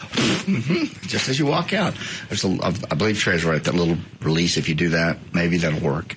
I've never done. Well, he said you reach down. Don't be too graphic. I'm not being graphic. I'm showing you, right? You reach down right, and then you push. Right behind you, your marbles. Mm-hmm. Actually, just right dead center. You just push in, just where the tube is, and you just where? Push right in between you. Show me. You want me to get doll in here? Show me, huh? Yeah, show me. He's the one that Gavin always uses when he accuses us of poking him in the boop. It touched me here and here. I forgot what I was talking to him about. The fairness doctrine. Oh. And who could... So what do you think? Regulate it. I think first and foremost they'll go after the mainstream news talk stations. All right. Rush, Mark Davis. Yes. Certainly nothing on KRLD.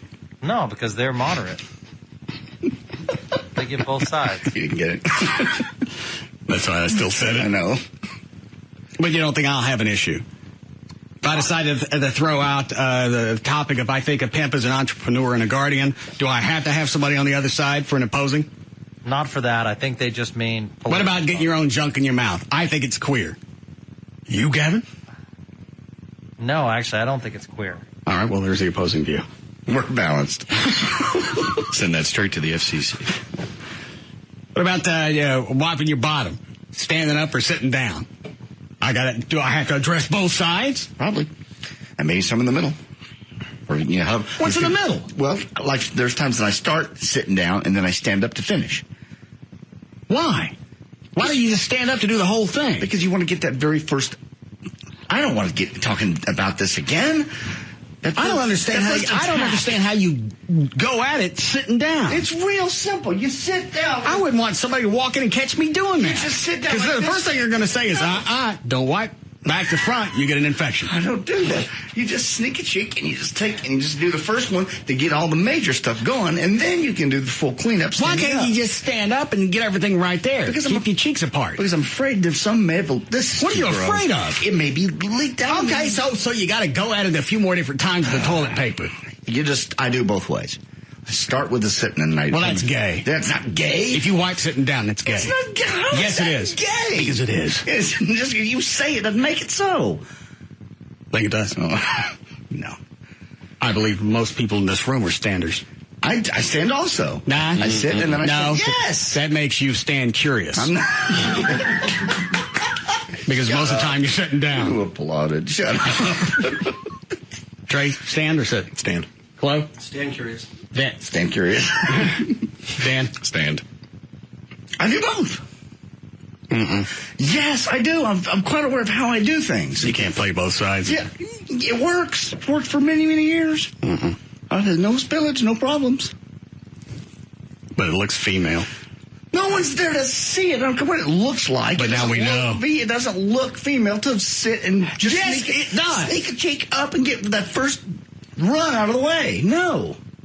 Why can't you just stand up, keep things apart, and then go at it like a man? Oh, my God. You don't pussyfoot around your ass? Nothing manly about standing up like this. Nothing manly about that. No, actually, Russ hit it dead on. You get in there and you get it. You don't tease it at first. I'm not teasing it. It's something to negotiate with. I'm not negotiating. Stand up and clean yourself up. I just take the first run sitting down. Then I stand up and finish. That's feminine. That's not. Shut up. Oh, God. Dan? So uncomfortable. All right. One quick email. I don't care. Is there any possibility that Trey could do his very first show as a remote so we could all watch the magic? Yeah, Trey, you want to broadcast your first show from someplace? Majestic? Sure. Can't drink on the air, Trey. Yeah. It's not in your contract. I don't have a contract. And it's company policy, which says you can't drink on the air. You're going to need to get something in writing. You do your own show. I'll get you a contract. Then you can drink on the air. No. Drink anywhere you want. I'll pass. No. We'll do a broadcast. Okay. I'm sure there are plenty of places that would love to have you out. Sure, people come out and support you. Condoms to go. Okay. Just you out there with other dildos. It's funny to me. God. All right, go ahead, Dave. Oh, thank you, Russ.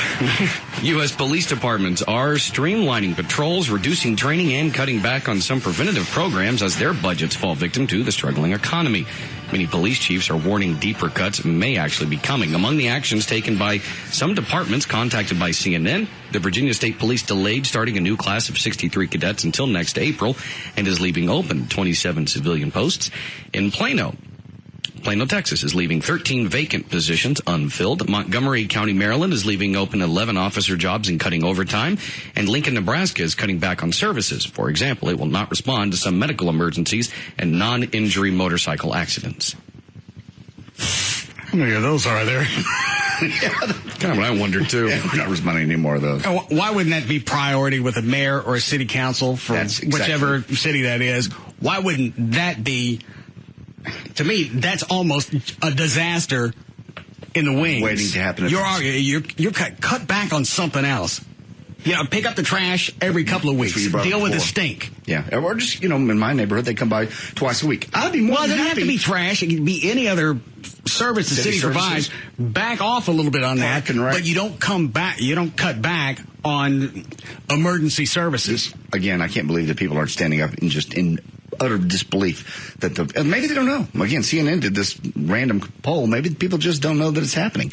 I bet it's happening in Dallas. How many police cars do we have just parked because we can't get them fixed? Well, if you've got it going on in Plano, and I believe administratively they fare a lot better, whether they pay their officers more, they seem to be happier, stay around longer.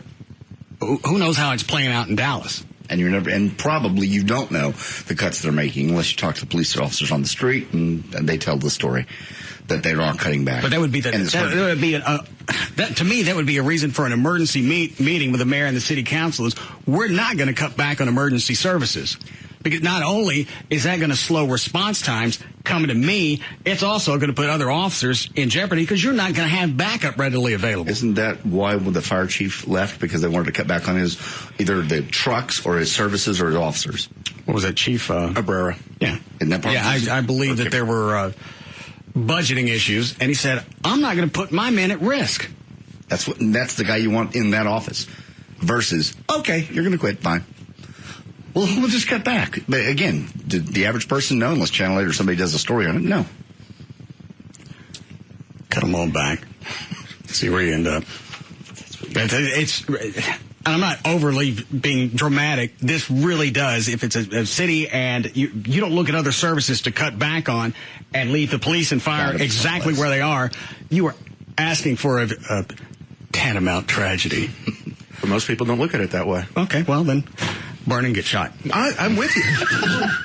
Most people think there are too many cops on the street anyway, so okay, that's fine, cut back on them. Now, when they have an emergency, they're going to whine and cry, where are the police and why aren't they here fast enough? But well, here's the other issue, is just because you don't see a police officer all the time, every day you go home and your home is still intact, it's not because the police were necessarily patrolling the area, it's the police presence. So every day that you go home and everything is where you left it, it's because there are police there. Well, we saw in New Orleans what happens when things break down. Really, you want to go back and address this issue. Take all the video from New Orleans after Katrina, show the state the city was in, play that for all these different cities where they're cutting back. Say, there's your worst case scenario. Is that really an avenue you want to go down? If you don't like it, fine, get shot and burned. I like that. A bumper sticker. They can use that as a campaign. You want to pay us? You want to make sure that we got backup? No, we don't. Okay, see what happens when you get shot and you burn. Well, that sounds rather dire. That's the way we look at it as law enforcement. We can't really speak for the firemen because right now they're in their lazy boys. God. But when they wake up, we'll see what they think.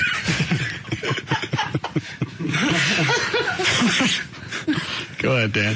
Well, according to a new study, going to the doctor can be stressful for overweight and obese women. Women talked about feeling shame and embarrassment because they did not fit into the normal healthcare environment because of their size and needed larger gowns, blood pressure cuffs, scales, and chairs. This according to a news release. Be happy somebody will look at your ass. So what? You got to sit there and they got to pry things a little bit further back to get a look at your innards. Just be thankful to God that there's still some person that will take that gig. Whiners. This actually gets better. One woman said that she had to wait half an hour to have her blood pressure taken. Another said she had to plan ahead and make sure to request a larger fitting gown. A woman named Doris said her doctor was insensitive when she was giving birth. He said, just relax and just envision yourself on a beach like a big old whale. Beached. Think of me as the person that's come to save you. Call me Dr. Greenpeace. The women also talked about being dismissed by healthcare professionals. One was refused treatment for her arthritis by a chiropractor because of her weight. Another was told to simply stop eating to control high blood pressure.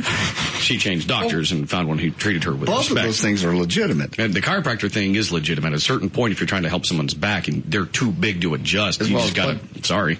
Or a gynecologist. Oh, stop. I have a friend that was a gynecologist, and he'd say, about most of the time it's okay, but he goes, every once in a while you get a really old one or a really fat one. He goes, you got to just dig in. That's what he said. And that's one of the few times that I got to use the stirrups to be able to get up in there. Oh, Lord. All right, let's have a peek, see what you got in here. Anyway, a lot of room. Are you done? I don't think so. Will you hurry? I'm talking to somebody in here. Slow down. I'm uncomfortable. Hey, I found your G-spot. You did? Yeah. See, that's big. What a room in here. You decorate this yourself? No, I'm embarrassed. You get out. Can I turn this lamp on?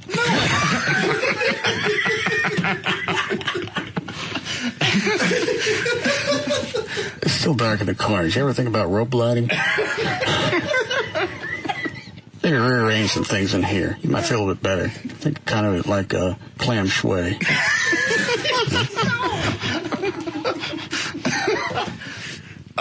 You would think as a gynecologist, they would, of all the businesses, they would have the sign, "We reserve the right to refuse service." Right. Yeah, you walk into the examining room, you look at it and go, no. Just walk in and point at the sign. Yeah. What do you mean, no? I'm just a little overweight. I need a doctor. You need a vet. You need somebody that got a degree in animal husbandry. I can even just imagine. He would tell me the older women were the worst. He would say it was because things. I can't. I don't want to get into it. Yeah, exactly. Shut up.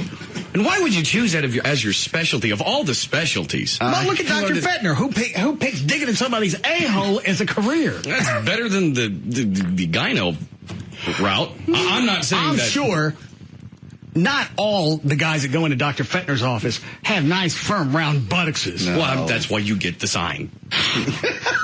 Like you and your saggy tank. Get out of here.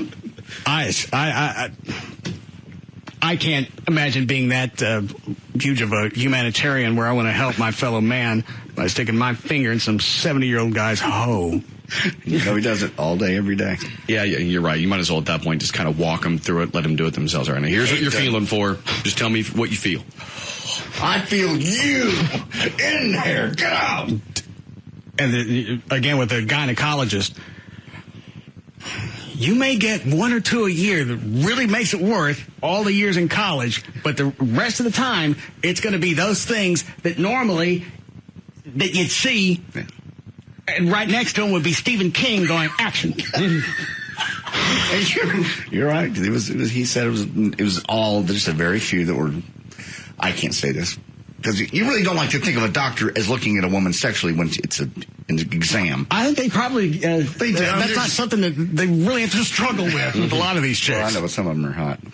Well, and that's the payoff. I suppose. Well, you know he must, each day when they go in, look at that appointment book, and just think ahead. It's like, okay, can we at least pepper in a couple hotties throughout the day to balance me out? Just spread them out and let me know when the good ones are coming, so I can go peel off a round in the other room. This is the worst day when it's all 200 plus. You give me no hogs after lunch. I can't do it. No geriatrics before breakfast. Oh. Well, I would close.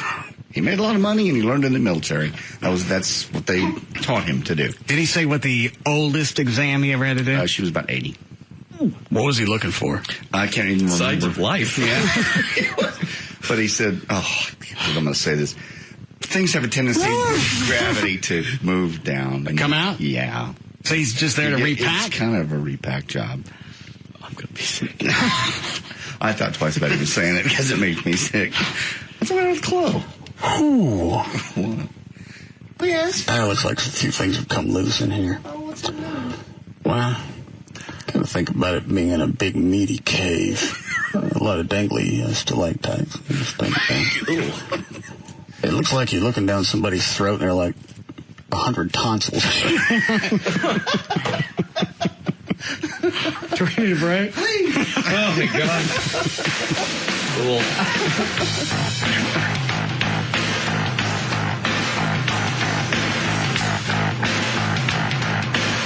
We'll be back to the Russ Martin Show.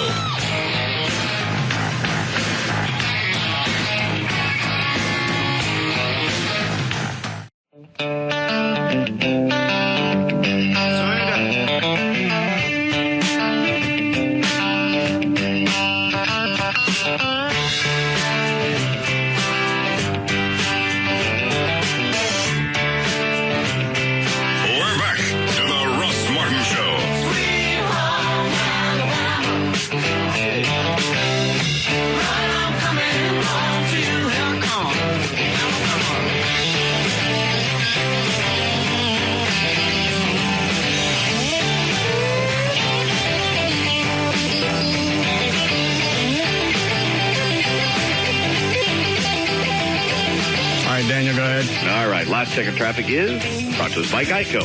You're going to need that today. Dallas, 75 southbound before you get to 635. That crash is still there. Hasn't been cleaned up yet, and it's gotten worse because the 3 right lanes are closed and has the backup all the way to Collins right there in Richardson. And as if that wasn't bad enough, right there in Richardson at 75 southbound at Collins, you have an accident there as well, blocking the HOV and the left lane, so it's just going all the way up into Plano now. And also a couple of problems in Arlington. 360 southbound at Arkansas, you have an accident in the right lane. And also I-20 eastbound in Arlington at Matlock Road, you have an accident on the right shoulder, and the backup is to Cooper. There's your last check of traffic. I'm Dan O'Malley on the Russ Martin Show. It's Dan, going to get really kind of cool tonight. 44 for the overnight low. Same thing for Friday night, actually. We have 67 now at Live 105.3. JD said you were cutting up new Manning audio, Trey. Oh, yeah. Is he ever? Wow. He's on a tear talking about Colin Powell. Yes. Yes. Yes. Repeatedly. Not once, not accidentally, not out of the corner of his eye, or mouth. I don't think Colin Powell is really somebody that would just shrug this off. He is. I just walked by and went, wow, I'm not sure you can play that. What, where's the file tray? It's on my second flash drive, and it's just a Manning. You had to get another drive just for Manning? Oh, I keep an auxiliary one. All right, where is it? It's Manning. It says Powell is. I don't understand. What? You will. Mm-hmm. It'll come to you. Well, I got to know what he says so I can find the label in this. Well, you just need Manning Powell. Okay. Is this almost unairable, even though Manning's black? I mean, it's pretty. It's hate speech, but it's coming from a black guy. I don't know. That makes a difference. And to say that it's not important that a candidate for president who has had relationship with a terrorist is not important either. Colin Powell, are you that bitter with George Bush and Condoleezza Rice? Are you that bitter? And then to come out and to endorse a candidate who states...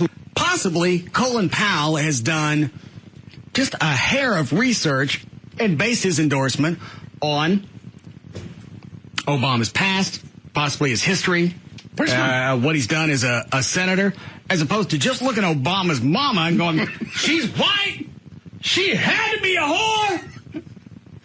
I didn't really think about it. I know Obama's mother died in the mid-'90s. So Reverend Manning's been going off on a day. You go after my dead mother and you call her a whore? Yeah. I bet I can find somebody as a presidential candidate. In fact, Colin may do it himself. I was going to say, after this one, yeah, Colin may go by. I'm not running for anything. People you've been picking on, they can't come to see you. Guess where I am? Who stated that the Iraq War was the biggest political mistake of the century, which you were a part of. You were man number 2, albeit you changed your mind. Senator Tarzan stated it was the... Yeah, that's Obama's talking about? Yes. Okay. The biggest political mistake of the century. And to turn against Colin Powell, Secretary Powell, you served in the Vietnam War. You grew up in the ranks of the Vietnam War. Senator Cool Hand John was a prisoner of war for 5 years there in the Hanoi Hilton. And for you to endorse someone who's never even been in the Boy Scouts and turn against a comrade who you fought side by side with. I think that's the first time I've ever heard him refer to Senator McCain. Every once in a while, but no. I mean, that's his focus is Obama. In the Vietnam War, Secretary of State Colin Powell, you are acting just like a nigger. Here's what's going to happen. Yes. Colin Powell, having been in the military, right? Mm-hmm. 4-star general. Mm-hmm. Probably has a bunch of hard pipe-hitting brothers that'll go over there and do the medieval thing. I can't think of what he thinks he's going to accomplish by this, other than possible suicide. That's how it'll look. Oh, yeah. And then he got crazy and jumped off a bridge. Twice. Man, he's heavy. And Colin will call Obama. I got this handled. Got your back. I know he's talked about your mama. I know he's talked about you and your entire family. I got this handled. Obama. Well, Negro. That's all you had to say. Colin the wolf. And then this story's done. Because there's really, as far as Obama and anybody in his circle, the chances are good that nobody would really go after Reverend Manning, hiding behind the pulpit. I don't think Colin Powell gives a rat's ass either way. Why would he care? At this point, like I said, he's not running for anything, and you damn well know he has ways of making things happen that don't trace back to him. Or he may just say F all that and show up in a tank. Oh, Reverend. What'd you call me? Wow. That's a really big tank. Yeah. I like it. Looks really big when it's shoved in your puss, don't it? Kind of, sort of does. Yeah. Pretty menacing. That thing I said And about guess you. what? What? It's loud. Oh, really? Stick your ear up to it. Give it a little kiss. Maybe your head can hear the ocean when it lands. That would be awesome. He opens up that door and the barrel, like, dang, it's just staring right at him.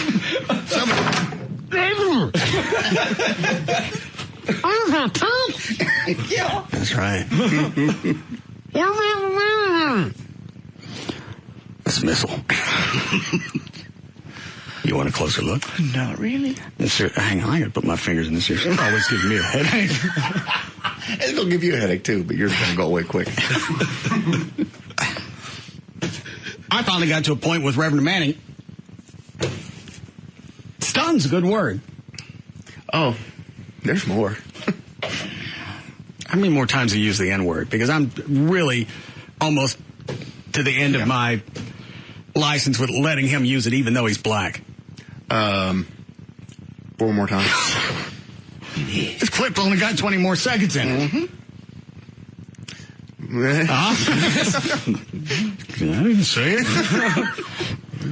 I mean, you're acting just like... I don't even... Well, you can hit the button and just... I'm not going to let him go that route.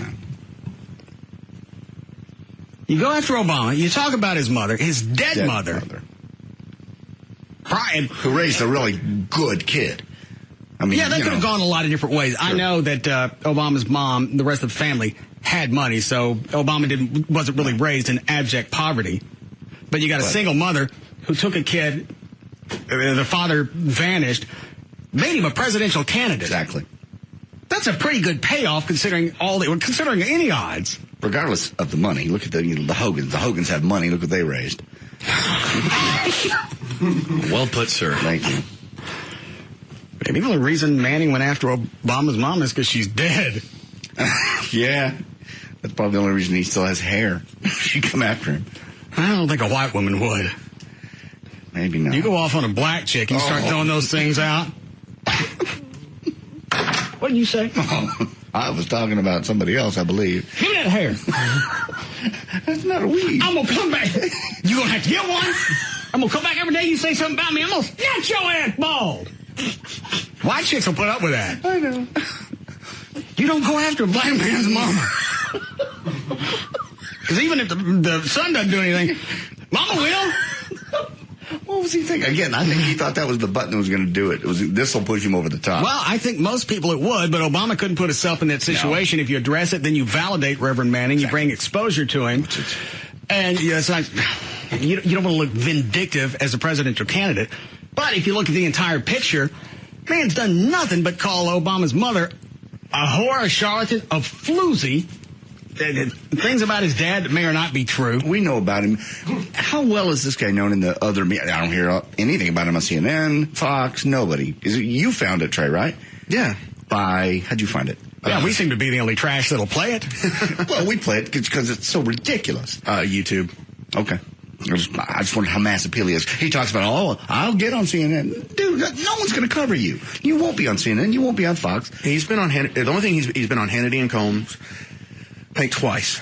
And they kind of went around. All right, how do you know he's the emissary of the? Well, it doesn't. He just dances around. He doesn't come up with anything hard and fast. No. Just going back to biblical references. All you have to do is look at the man, look what he was born in sin. Problem with that, Manning, is I believe all of us are supposed to be born in sin. Mm-hmm. And then you go back and you're supposed to redeem yourself. So how does that play any different from you than it does for Senator Obama? I'd still like to get him on and just ask the one question. He's not going to answer it. All he's going to do is piss me off. I'm going to say something, and then I'm going to be in trouble. This will be way out of it because I'm not going to have somebody just absolutely dance around an issue like that. I'm going to get pissed off. It's going to slip out. And man, I hope you do. You were less than 2 weeks away. Where's your proof? You've been saying you'll have proof and it's going to come out. It's going to come out. I've got the proof. Right? When are we going to see this proof? He doesn't have to. Let me jump to the end of this clip and see how he wraps. Does he wrap it up? Yeah. Okay. I know niggas in.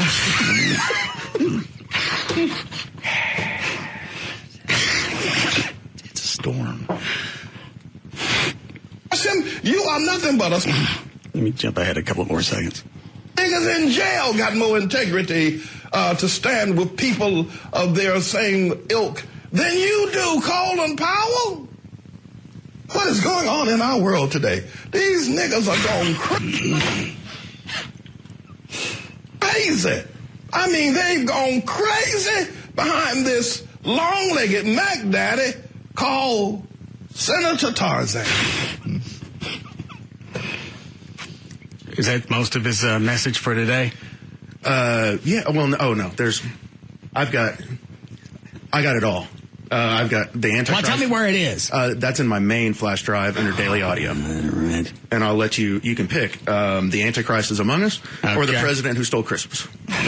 Ooh, I like that one. Okay. Does it rhyme? Sounds like an after-school special. Obama doesn't let his daughter celebrate Christmas. Yep. Do we even know if that's accurate? That is something he said in People magazine, that they don't exchange gifts on Christmas or birthdays because they think it... That sounds like Jehovah's Witness. Yeah. It's what? Reminiscent. Yeah, I mean, but hey. America, what are we going to do if... I like music. Yeah, that's a little frivolity. Doesn't sound as hateful. I bet it does. Senator Barack Hussein Obama is elected president. As you know, and I explained to members of our congregation a couple of Saturdays ago, that he doesn't celebrate Christmas with his daughters Malik and Sasha. Of course, we can understand why. His mother was an atheist, a devout atheist who did not believe in God. So surely she would not raise him up to believe in Christmas nor celebrate it in her home, being an atheist. He was also raised... I haven't seen that in print anywhere, so I don't even know if that's accurate. I haven't either. I haven't heard anything about that. He's for the first 10 years of his life by a Muslim father, Leola Sotoro, in Jakarta, Indonesia. They don't celebrate Christmas in Indonesia. Muslims don't celebrate or observe Christmas either. So for the first 10 years of his life, when most children experience Christmas, he did not. And he's making sure that his children, Malia and Sasha, do not experience Christmas either. This next one says Obama will wipe out Christmas. Yeah, you can go to number 3. All right. What will we tell the children? Mm-hmm. When Christmas goes away? Yeah. Whew. It's exciting. What are we going to tell our children when, should he become elected president, that 10 years from now, Christmas has been completely removed from the mindset of Americans, and our children will not be able to grow up. Our grandchildren will not be able to experience what you and I experienced in such a joyous way at such a joyous season. I have some children from our church that I explained to them the possibilities of this. They have a few words they'd like to offer to the senator from Illinois. Wow. I'm going to let you review that. And then after they've made their statements, I'm going to come back and have a closing remark. But listen to some of the children. He actually has clips of these kids? 4, 5, and 6. Do they drop it? No. Okay. Using kids. And actually told these children that Christmas was going to go away. Mm-hmm. Senator Tarzan. Didn't see that one coming. Oh, wow. Senator Tarzan, you know him as Barack Hussein Obama, doesn't celebrate Christmas. He doesn't allow his daughters Malia and Sasha to celebrate Christmas. If he is elected, he will not allow me to celebrate Christmas. As a child, I am asking all parents to join with me and don't vote for Barack Hussein Obama so that children of America can still have Christmas. Peace. How very candid. How very natural. How very just scripted. In my own words. Now, that was footage taken from their church. Number 5 is a white kid that looks like he had a webcam and he did this message. And I don't know where he's from or anything like that.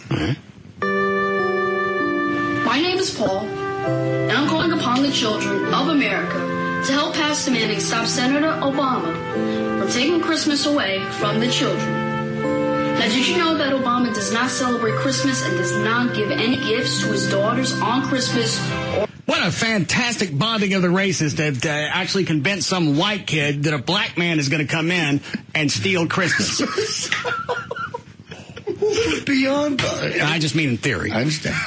On their birthdays? Now, Senator Obama, if you're watching right now, if you're a Christian like you keep saying, then why don't you celebrate Christmas? It's the day that us Christians celebrate the birth of Jesus Christ. So why don't you? I would like for all Obama supporters to think about this right now. Now, I'm not saying Christmas is all about the gifts, but what do you celebrate? How can I believe you when I don't know what you believe in? Yes, there are a lot of things that need to be changed in America for the future of the children. But there are things like Christmas at the White House, at my house, that need to stay the same. I love Pastor Manning, and I trust him. I call him Pastor Truth. Pastor what? Truth. I think you said fruit. And I trust him. I call him Pastor Truth. My name is Paul. In America, Jesus approves of this message. If I didn't know any better, I would think that came straight off a skinhead KKK website. So absurd. It doesn't address anything with race, so you can't really point at it. So out there, he's going to take away Christmas, and you've been thinking. No more celebrations for you. There'll be no cake. There'll be no cookies. Mm-hmm. Goodbye. Yeah, really bad news for you, pal. Toys R Us ain't let Christmas go anywhere. Yeah, they'll send that giraffe to go knock Reverend Manning out. Sure, he's cute and cuddly now. And that's what'll happen. Obama get the White House. You can kiss Jesus and Christmas goodbye. Oh, we'll celebrate something that won't be the birth of Jesus. It'll be the birth of Lon Chaney, the wolf man. Obama the werewolf. You just might as well go ahead and plan on making Lon Chaney a national holiday. Werewolf presents. I'll see my werewolf tree. You put up a werewolf tree, give Obama someplace to piss. Wolf man. Ready to finish news, Dan? Sure. I'm done with Obama. Manning for today. The only reason I would slant towards Obama now is just to watch Manning absolutely twist and levitate himself. Man, that man's gonna be mad now. He's powerful. I gotta load up on silver bullets. Wolfman coming. He's freaking Colin Powell. Oh my God. We all right, Chloe? Yeah. All right. Okay, Dan, what else you got? Tony Romo is not going to save the Dallas Cowboys season, at least not yet. Romo said, I don't know when. What's he waiting on? Well, he says here, I don't know when I'll be back. We'll look at it every week. It, of course, meaning the pinky. We'll assess it from there, but I think the idea now is to get it healthy for the bye week in time, and then we'll see. That's assuming this season needs saving, and Romo wasn't ready to go there yet. Wednesday, he met with reporters for the first time since after the Arizona overtime loss where he injured his right pinky. Romo said he and his teammates are well aware of their precarious situation. He said, I think everybody understands that if we lose a few more in a row, it's going to be it'll be an uphill climb. But I've seen it happen before when it looks real bleak and stuff can turn. Unlike last week when Romo hoped to play against St. Louis, there's not much hope for this weekend. The protective. It just sounds odd to have NFL players say, I got to get my pinky back into playing shape. Look, gotta watch it week by week. Is there a line, betting line yet, Trey? I think the Cowboys by 2. Really? So there's a chance. That's a close game. They'd be motivated, and they're at home. They're playing who? Tampa Bay. Wow.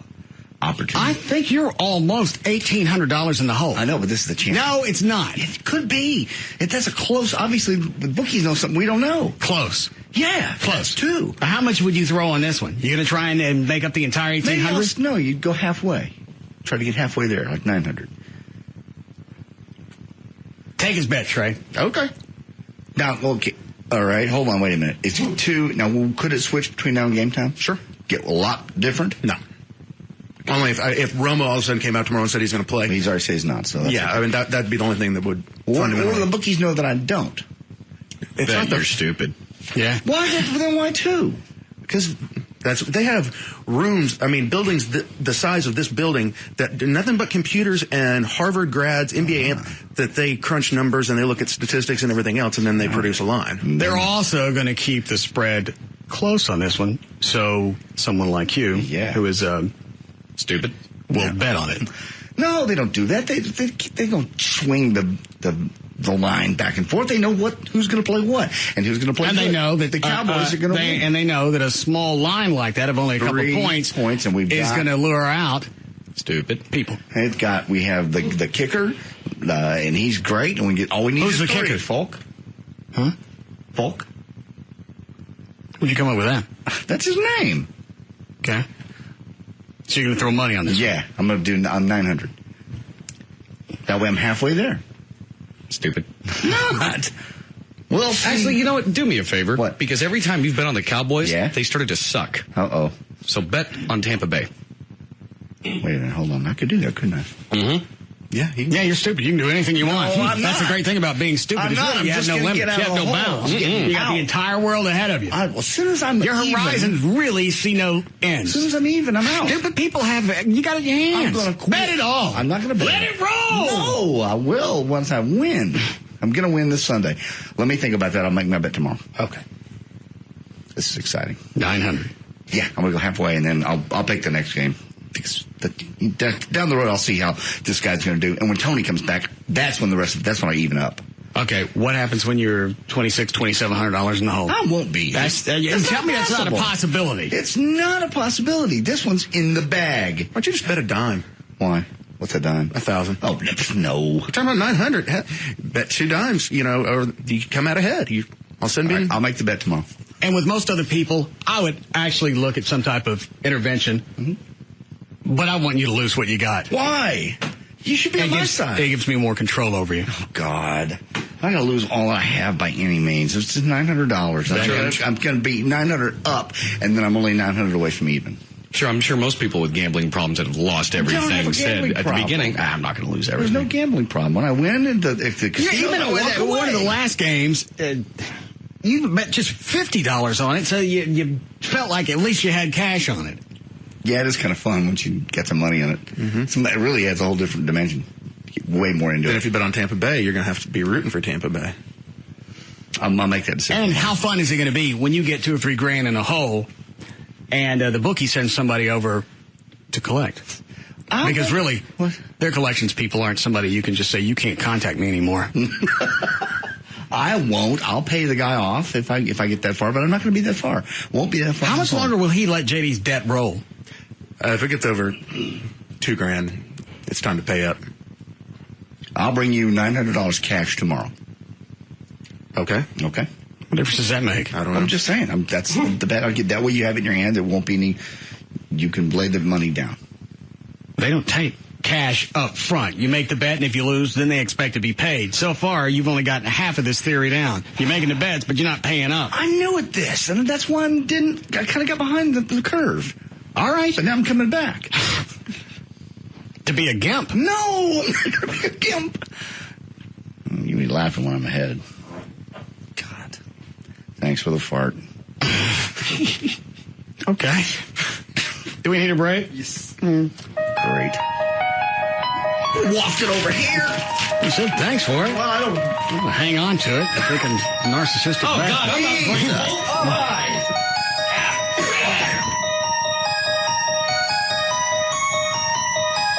We'll be back to the Russ Martin Show.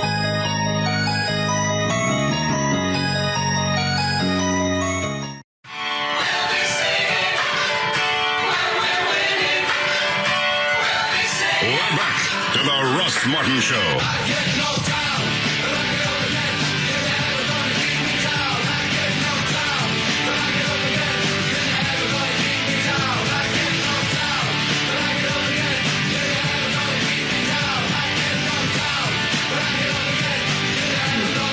All right, what do we got left? Well, Cincinnati police are investigating an unusual discovery. The Cincinnati chili dog we talked about earlier. I hope not. Why? It's the first thing I thought of when I read the first line. I didn't know what that is, and I don't want to know. So that's not what the story's about anyway. You don't have any clue what any of those are? Read them again. We talked about that earlier. If they go back and enact the fairness doctrine, if I bring up, you got to have both sides. Sure. If I bring up that I'm a big fan of the Dirty Sanchez, that I know what that is, then we've got to bring in some type of proponent of the purple mushroom, the Dutch oven, the flying camel, the double fish hook, and the Cincinnati chili dog. I think I know the Dutch oven. The rest of them I'm out. I think you should tell him what the chili dog is. I can't say it on the air. I know. I can show him, and you can react. You can't say what I'm doing. Let him show you. Do it to me? Yeah. No. It's really the only way you're going to really get the full effect. How about you just tell me off the air? It's not the same effect. I don't want the effect. There's a lot. I don't want the Plus, I got one of the Cincinnati things in the oven already. Yeah, I can hear bubbling. Soup zone. Bubbling. No, investigators said that residents found what appeared to be a human tongue in front of a home. Hey, give it to me. Oh, my God. Is it good? Well, they're still trying to decide if it was actually a human's or possibly... Give it to me. Possibly an animal's. They're going to give you an animal tongue? Hey, give it to you. Hey, I take it in. What? Does that have anything to do with me? Help me out, somebody. Tongue. Oh, God. I'm out on what you're saying. Sorry. I'll give it a shot. No. All right. Just give him a tongue, Christ. The number of homeowners ensnared in the foreclosure crisis grew by more than 70% in the third quarter of this year compared with the same period in 2007. Nationwide, nearly 766,000 homes received at least one foreclosure-related notice from July through September. By the end of the year, Realty Track expects more than 1 million bank-owned properties to have piled up on the market, representing around a third of all properties for sale in the United States. Good. My confidence is back in the economy. No, it's not. Every day it's up, then it's down, then you're something like it this. It hasn't gone back up. How many people just are walking away from houses now because it's okay?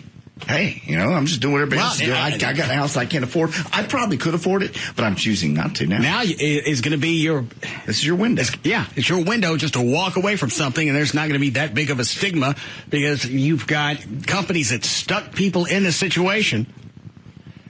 Can't afford it. Well, I could cut back. I could drive a cheaper car. I could do this and that and the other. I'm not going to, though, because it's cool right now to walk away from your house. 5 years ago, it wasn't. And that's really the part of the bailout I'm not big on, because you're going to help people out who are losing their homes But there's no reward for people who went through struggling times, that really went ahead, cut back on other things so they could continue paying for their homes. They get nothing. There's no tax benefits. There's no restructuring of their mortgage. You're going to go to the people who lost their homes or are in close proximity to losing their home. Those are the people that you're going to possibly readjust their mortgage. And you know, out of 1 million homes, a tenth maybe probably could afford to stay in the house if they just changed their lifestyle. Probably could, a tenth. Well, whether they changed or not, you still have the people with homes that struggled, that still made the payments, held up to their obligation. Nothing for them. There's no bailout for them. There's no incentive. There's no relief. There's no lower tax rate or interest rate. You're going to have to eat it only because you're responsible for a promise that you made. You play by the rules. Foolish man. Well, you seem to be okay. You pay your bills. It's just so it's unfair. I want you to help out the guy next door. I'll knock you out. And their logic behind that is, all right, you've got your home, you struggled, you paid for it, you stayed up to date on everything. The guy next door, if his house goes into default, your property values are going to plummet. So really, it does help you if we bail this guy out. I'd blow my hole. I got a cheese dog waiting on your ass. Go ahead, Dan. Well, the National Transportation Safety Board has issued a preliminary report on the plane crash that almost killed former Blink-182 drummer Travis Barker and Adam DJAM Goldstein. According to the NTSB, the Learjet they were in had service brake damage and very little rubber left on the wheels when it crashed last month while taxiing down the runway at a South Carolina airport. Didn't some of the experts say they should have went ahead and tried to take off? They absolutely should have gone ahead and take off. They got no brakes and they got no rubber on the tires. It doesn't matter. Okay, well, what happens when you get ready to land? Don't you need brakes and rubber? You certainly do, but at that speed, it's called a V speed, a V1. You've made a decision to take off regardless of what happens. You've made a decision to fly. So what happened here? There were warning lights that alarms went off in the cockpit and they aborted? They thought that they'd blown a tire, so they aborted past V1. And that's a number that you call out when you're going down the runway. You go 80 knots, you go V1. We're flying. That's pilot talk for we're going to fly no matter what else happens from here on out. After V1, 156 is moving. That's when they went, we popped a tire, let's stop. You can't. Now, is that just an inexperienced pilot? That's just a very bad decision made very quickly. Because once you've decided to stop, now you got to stop, regardless of where you hit. How much runway did they have left? I don't remember the actual. Not enough. Really? Yes. That's why I said that. The plane left the runway, crossed a nearby street, and then crashed into a highway embankment. That's when it burst into flames. So they were already at a speed that was fast enough to be airborne, right? And they aborted. But the plane took off anyway, or they tried to abort, and because the plane was moving too fast, it still went airborne. You couldn't stop it. Yeah, you don't have braking power at that point. It wants to fly. It wants to be an airborne vehicle. Then you get back up in the air, you dump fuel, and you worry about the landing gear when you come back. I mean, when you land back around, you figure out what the problem is. Planes land with blown tires all the time. I mean, all right. Alfie, what's line 2? It's about the mortgage. Did you just say all the time? They do. You'll have a plane somewhere in the U.S. will blow tires every day. Is there any part of the aviation industry that actually keeps their planes glued together? That's why you have multiple tires on airliners, because they go through a lot of wear and tear. And if you hit something at that speed, you're liable to lose a tire out of 2 or 4. And you're okay with that? I'd rather not. You're okay with blowing tires and flames coming out of engines and parts of the roof coming off and stewardesses flying out of the cabin before you get your drinks? You're okay with all that? I'm not okay with any of it, but things do happen. All right. What is it, Alfie? Line 2 is about How is it you feel safe when you see an engine actually shoot flames out of it? Because I know what caused it. It wasn't like... Yeah, fire! Too much fuel. And exactly.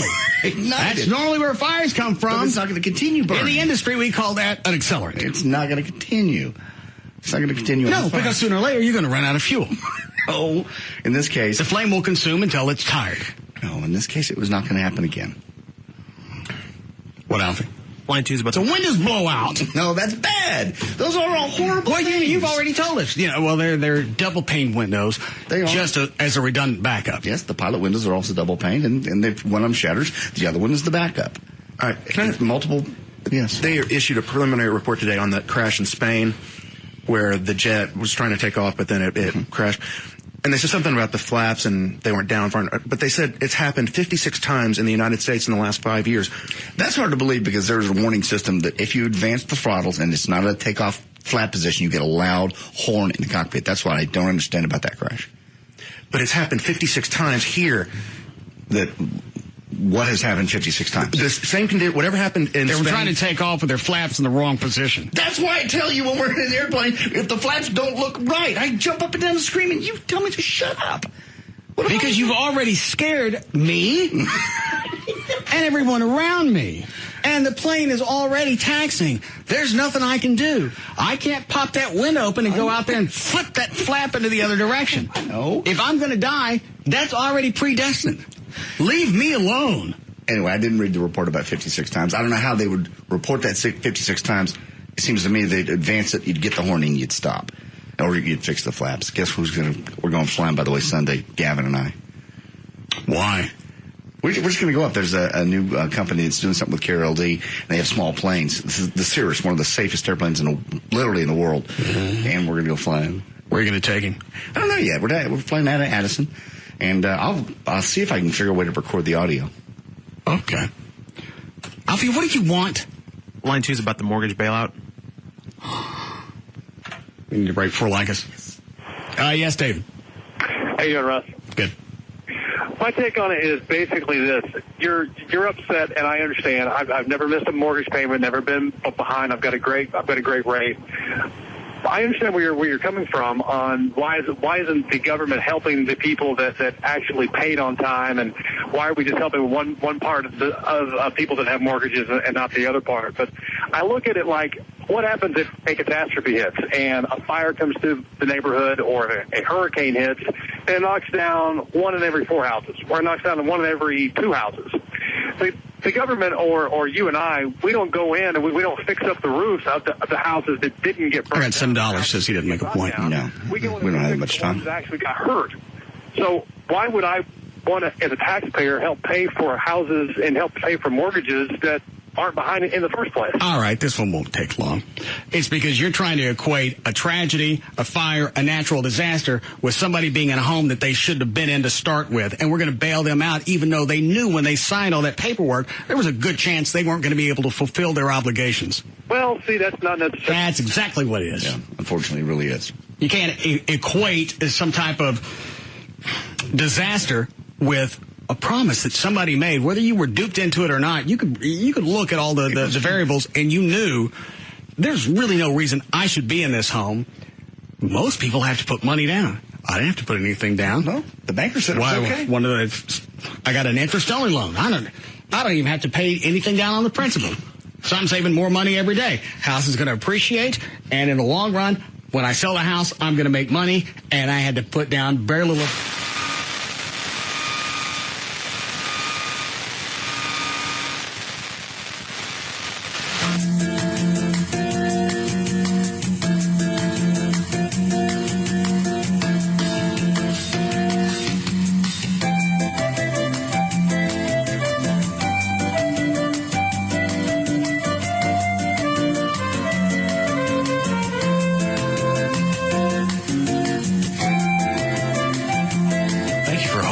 Your business is very important to us. When we come back on the line, ask about our specials on transmitters. We're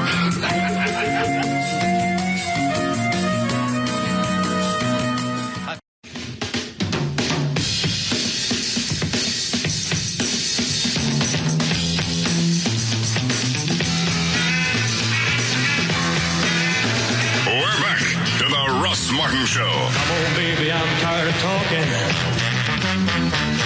Grab your coat and let's start walking. Come on, come on. Come on, come on. Come on, come on. Come on, come on. Come on, come on. Don't procrastinate, don't articulate, girl, it's getting late. You just sit and wait around. Alfie, when did you start getting calls? How long were we off the air? Probably about 2 or 3 minutes or so. No bad weather. Nope. Not bad at all. No wind issues. No, sir. Okay. Gavin. Yeah. You want to tell me what happened? Yeah, we went off the air. go, Dan.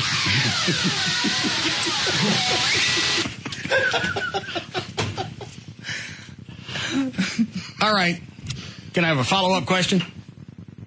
Sure. What happened? I told you we went off the air. Okay. You gonna make me ask why? I can find out why. How did we get back on? Turn the transmitter on.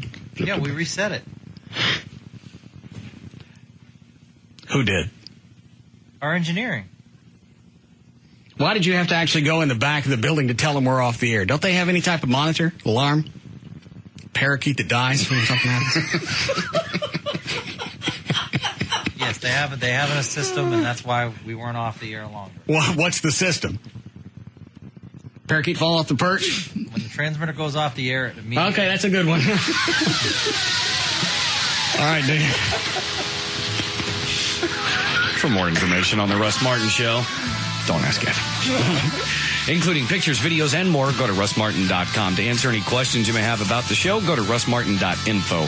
To email the show and during the show, only send that to studio@russmartin.com. Other show websites, johndavidryan.com, danomalley.com, djclo.net, and treytrenholm.com. Limo service for the show is provided by Limo George, his website, limogeorge.com.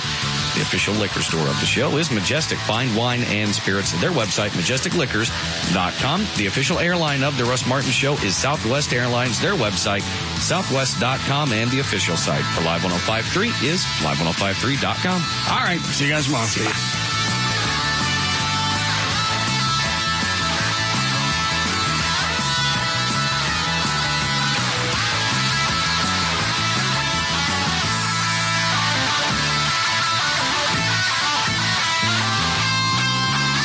You can now listen to The Russ Martin Show anytime you want on the web at russmartin.info.